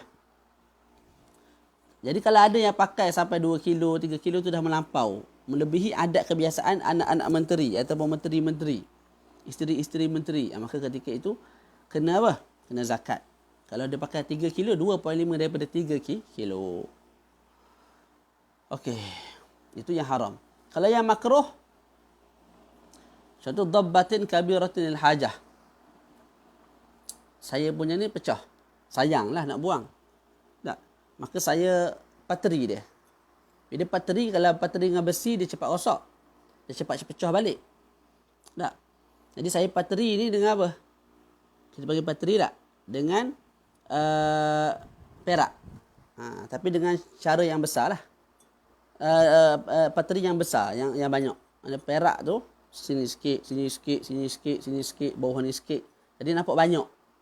Ketika itu, dhabbah yang kabirah begitu, kerana hajat untuk sambungkan balik benda yang saya sayang, hukumnya makruh. Kena keluar zakat juga 2.5 kalau cukup syarat. Maknanya kalau saya peteri itu lebih daripada 8.5, daripada 588 gram perak, wajib saya keluar zakat 2.5. Tak wajib zakat keluar emas. 2.5 daripada emas. Ya ke?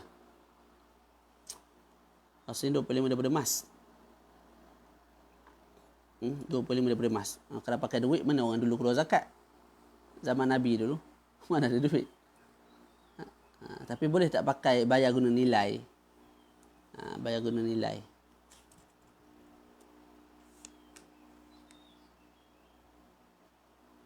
Bayar guna nilai, Wallahu a'lam. Kita ada emas, kita tak nak keluarkan emas. Kita nak bayar guna nilai. Mana 2.5, contoh kita ada sekilo, 2.5 daripada emas. Berapa? 2.5 gram. Tak, lebih kurang. Maka kita nak keluar 2.5 gram emas. Kita tak nak keluarkan 2.5 gram, kita nak keluarkan nilai 2.5 gram. Tak. Allahu a'lam, masa kena tengok balik tu. Sebabnya gini, kita bayar duit tu nilai dia. Yalah, kalau kita tengok satu sudut ni, duit tu akan berkurang nilai dia tak. Tapi kalau emas dia tak berkurang nilai. Jadi sudut pandang yang begitu yang kita jadi was-was nak jawab tu. Tapi kalau duit memang keluar duit lah. Itu jelas, sebab kita ada duit, kita keluar duit. Tapi kalau emas, boleh tak kita keluar bayar guna duit? Allah a'lam. Saya tengok balik. Tak habis lagi ni. Okey. Jadi itu mesti disyaratkan untuk wajib keluar zakat, mesti bukan yang huli mubah. Maknanya huli itu haram atau huli itu makruh. Baca teruslah. Wa yajibu fil ma'di min adh-dhahab wal fiddah rubul ushur. Idza kana nisaban. Kemudian disebut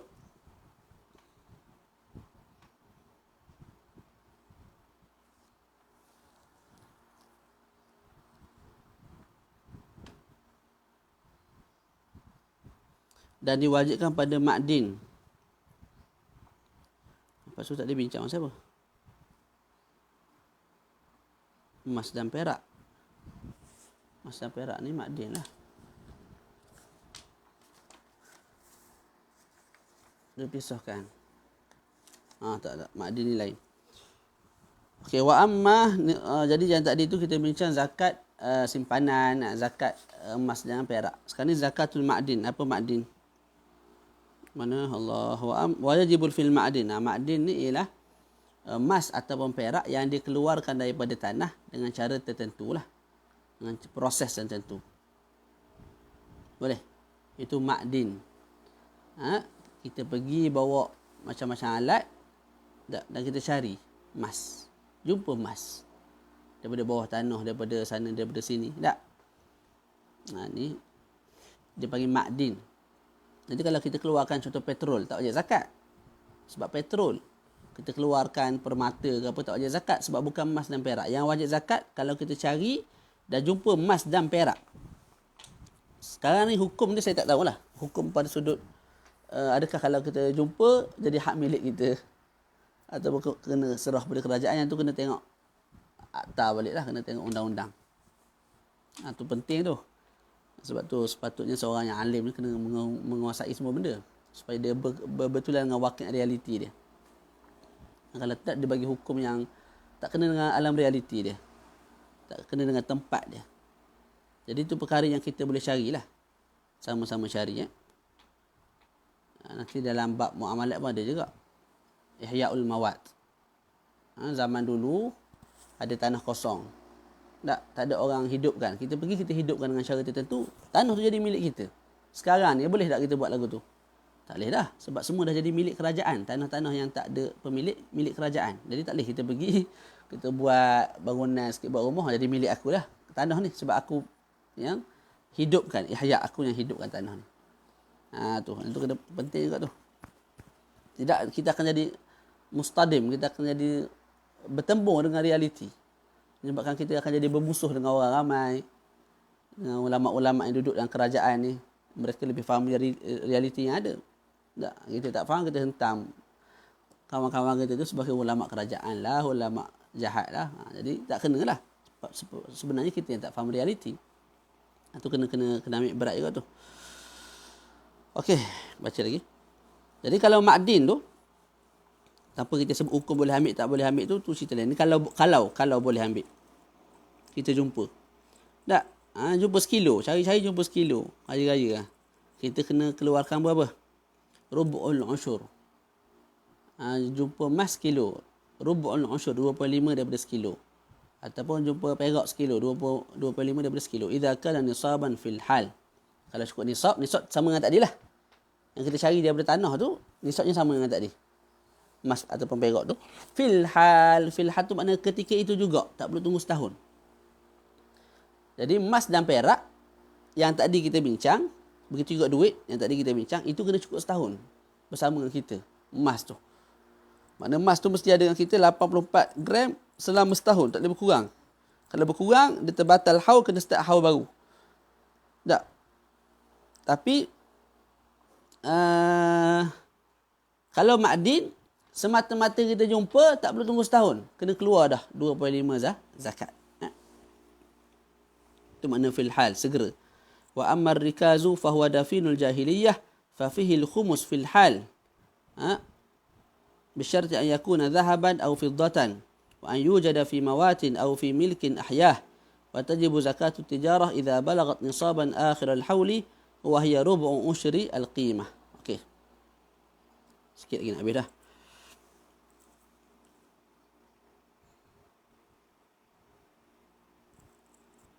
Masalah-masalah lain ni kita tinggal akan datang.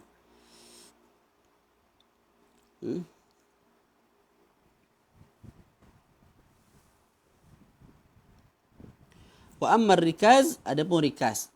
Ini zakat yang seterusnya. Adapun zakat rikas, apa zakat rikas? Wa huwa dafinul jahiliyah. Barang yang tertanam sejak zaman jahiliyah. Yang dimaksudkan sini ialah sebelum kedatangan Islam. Kita jumpa emas dalam bumi. Dalam kita jumpa perak dalam tanah. Kita tengok ada padanya tanda-tanda yang menunjukkan ini ialah duit emas sebelum kedatangan Islam. Contoh ada nama sultan zaman sebelum Islam, ada tulisan zaman sebelum Islam, tak begitu. Ada tanda tertentulah yang menyebabkan kita katakan itu dafinul jahiliyah. Ketika itu kalau cukup nisab fafihil khumus, kena keluarkan 1/5. Banyak 1/5 ni. Bukan 2.5 tak, 1/5. Maknanya kalau kita jumpa sekilo, kita kena keluarkan 200 gram. Banyak. Sama ada kita nak kita jumpa rikas tu dengan kepenatan ataupun tidak. Mana sambil-sambil sepak tanah terkeluar emas. Tak ada letih apalah, tengok-tengok rupanya dafinul jahiliyah, kena keluar juga. Fil hal, segera. Mana semata jumpa terus kena keluarkan, tak tunggu setahun lah. Bisyarati an yakuna zahaban aw fiddatan. Dengan syarat yang kita jumpa tu barang jahiliyah tu mesti emas ataupun perak. Berbeza kalau besi, tembaga, permata dan sebagainya tak wajib. Wa an yujada fi mawatin aw fi milkin ahyah. Syarat seterusnya mesti emas dan perak tu yang merupakan dafinul jahiliyah itu tak kita jumpa di mawat. Mawat ni tanah yang tidak dimiliki oleh sesiapa. Mawat, mati, tanah yang mati. Mana tanah yang tidak dimiliki oleh sesiapa. Au fi milkin ahyah, ataupun tanah yang dia miliki dengan cara dia hidupkan kawasan tu. Jadi kawasan ni tak ada orang milik. Saya pergi, saya pacakkan tanda tertentu, lepas tu saya bina rumah dan sebagainya. Akhir sekali tanah keliling tu, tanah tu saya punya rumah. Lepas tu bawa tapak rumah dan keliling tu sikit, dah jadi hak milik saya. Cari-cari jumpa emas, perak. Yang mana perak tu ada tanda ianya sejak zaman jahili. Tak, sebelum Islam. Maka wajib juga saya keluarkan zakat. Okey, selesai kat situ. Selesai. Ni jarang dah tak ada dah zaman ini ni. Tempat kita lagi lah.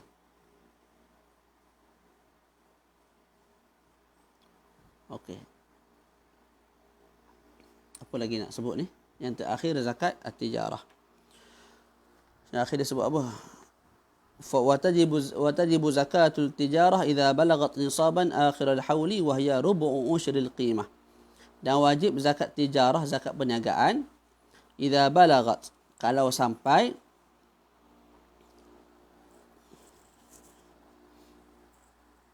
nisaban, sampai nisab. Akhir al-haul, pada akhir al-haul. Pada akhir al-haul. Apa zakat dia? Kena keluar rubu'u ushril qimah. 1/4 daripada 1/10, iaitu 2/5 lah. Kat sini al-qimah saya sebut belakang tu. Wahya rubu'u ushril qimah. 2/5 daripada qimah, daripada nilai. Jadi kalau kita jual kereta, kita bukan kena keluarkan sebiji kereta, kita kena keluarkan nilai bagi duit yang kita ada, harta yang kita ada.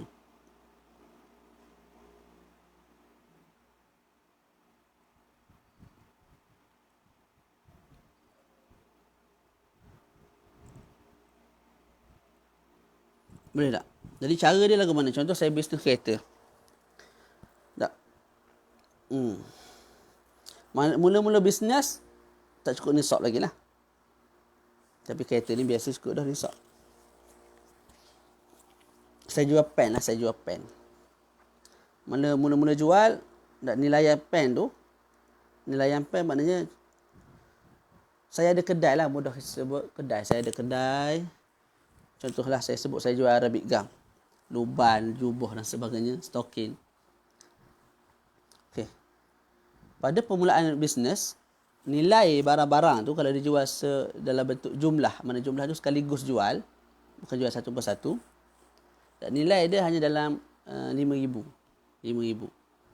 Tapi hari demi hari jual. Jadi 5,000 tak cukup nisab lah. Nisab 20,000. Nisabnya macam zakat, macam nisab emas apa semua tu. Okey, bila sampai akhir tahun, macam mana saya nak buat?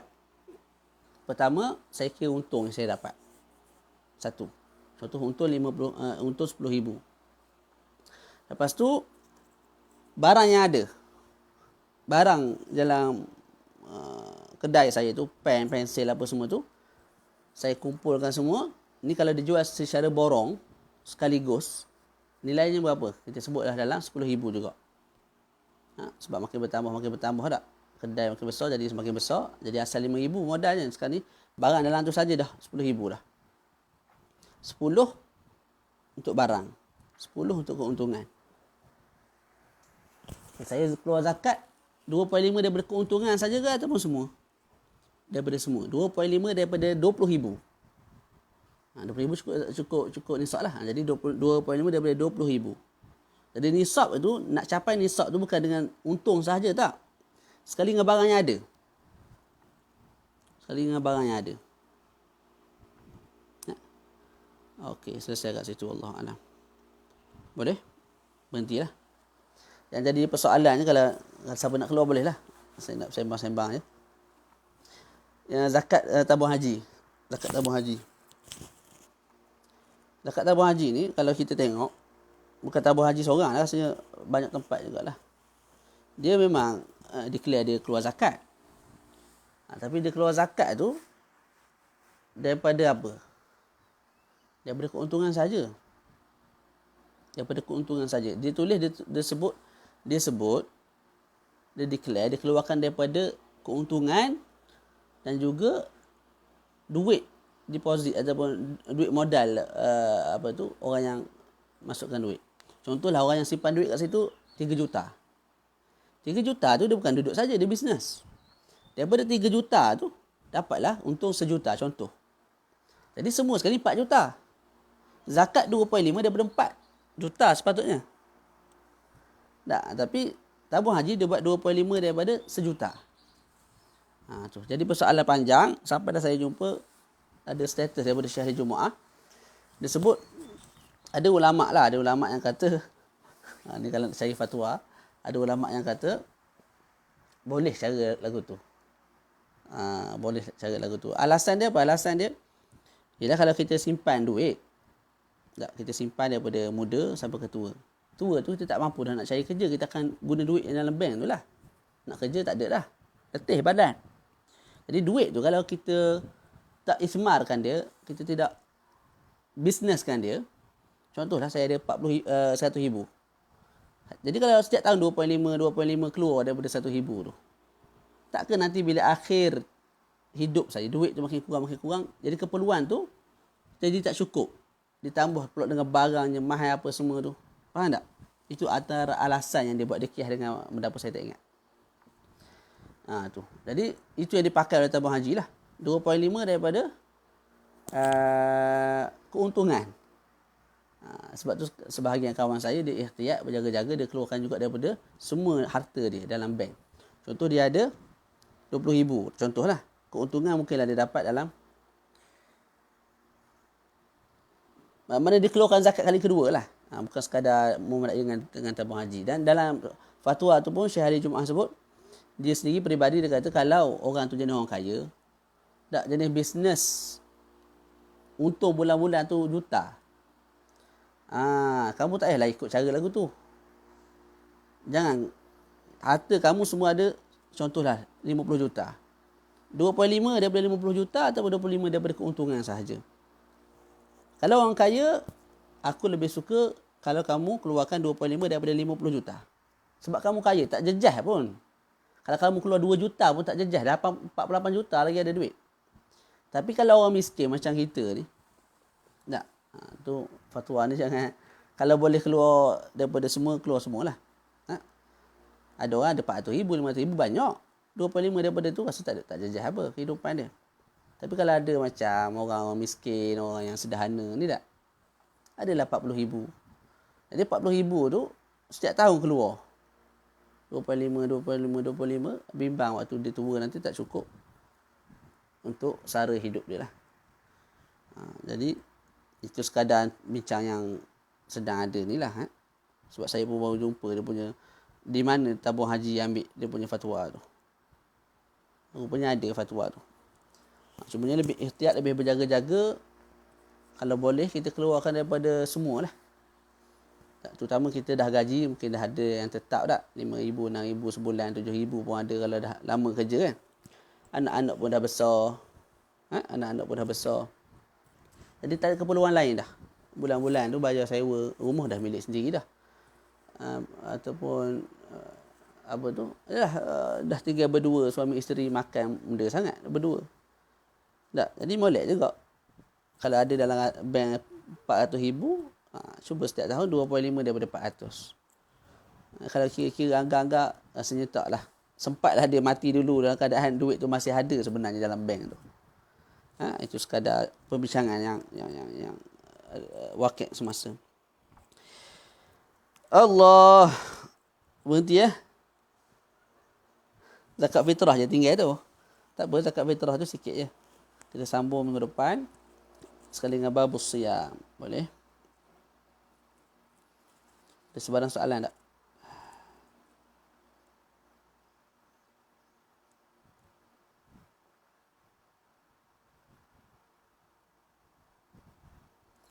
Tapi rasa bank lain pun gitu juga. Sebab bank pun dia fikir, kalau dia buat keluar daripada seluruh modal yang ada, boleh jadi orang pun tak nak simpan kat situ. Sebab makin simpan, makin sikit duit. Pemikiran kita lah. Secara realistiknya. Secara materialistiknya.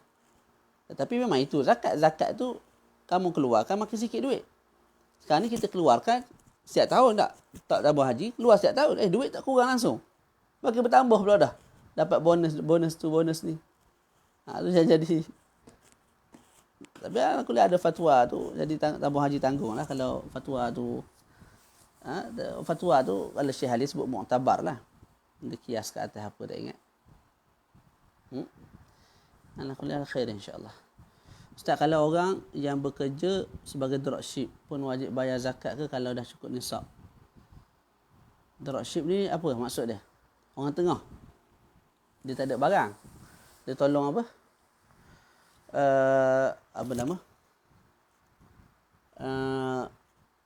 Tolong bagi tahu je. Barang tu ada kat online. Dia orang order kat dia, dia beritahu HQ yang hantar barang. Wajib tak keluar zakat? Nama bisnes ke tak? Kalau nama bisnes wajib zakat. Lepas tu satu lagi kita kena faham. Bisnes ni contoh macam saya lah, mudah-mudahnya. Saya jual Arabic gum, jual luban apa bagai tu, tak ada sampai 18,000 setahun. Sambil-sambil lagu ni. Santai-santai macam ni. Tak? Tadinya tak capai 8 nisab. Tapi duit bisnes tu bila digabung dengan duit asal saya yang saya tidak bisneskan, sampai nisab tak? Sampai. Bila sampai keluar zakat juga. Tapi zakat atas nama zakat simpanan. Bukan zakat perniagaan. Ya? Kebanyakan orang lah yang biasa niaga benda-benda biasa simple-simple ni, tepi-tepi jalan, jual air, jual tu, saya beranggapan lah mereka tak wajib zakat atas nama zakat perniagaan. Boleh jadi zakat, yang wajibnya zakat simpanan. Kecuali lah kalau laku sungguh. Kalau kedai makan boleh jadi. Untung sehari 3-4 ribu, itu boleh jadi.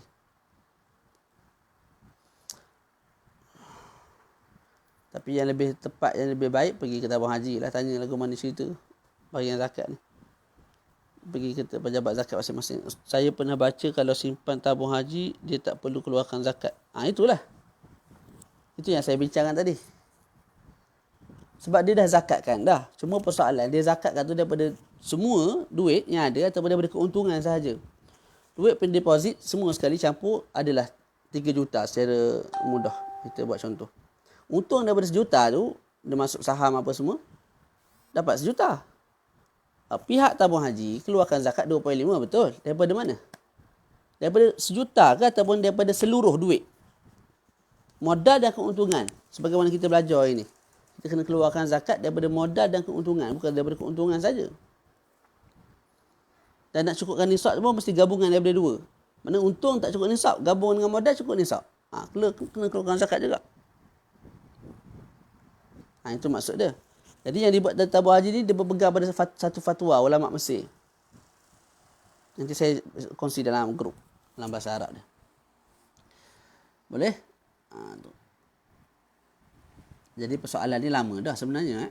Orang tu tabung haji, tapi tabung haji jawab macam tu lah. Dia declare dia dah keluarkan daripada semua sekali.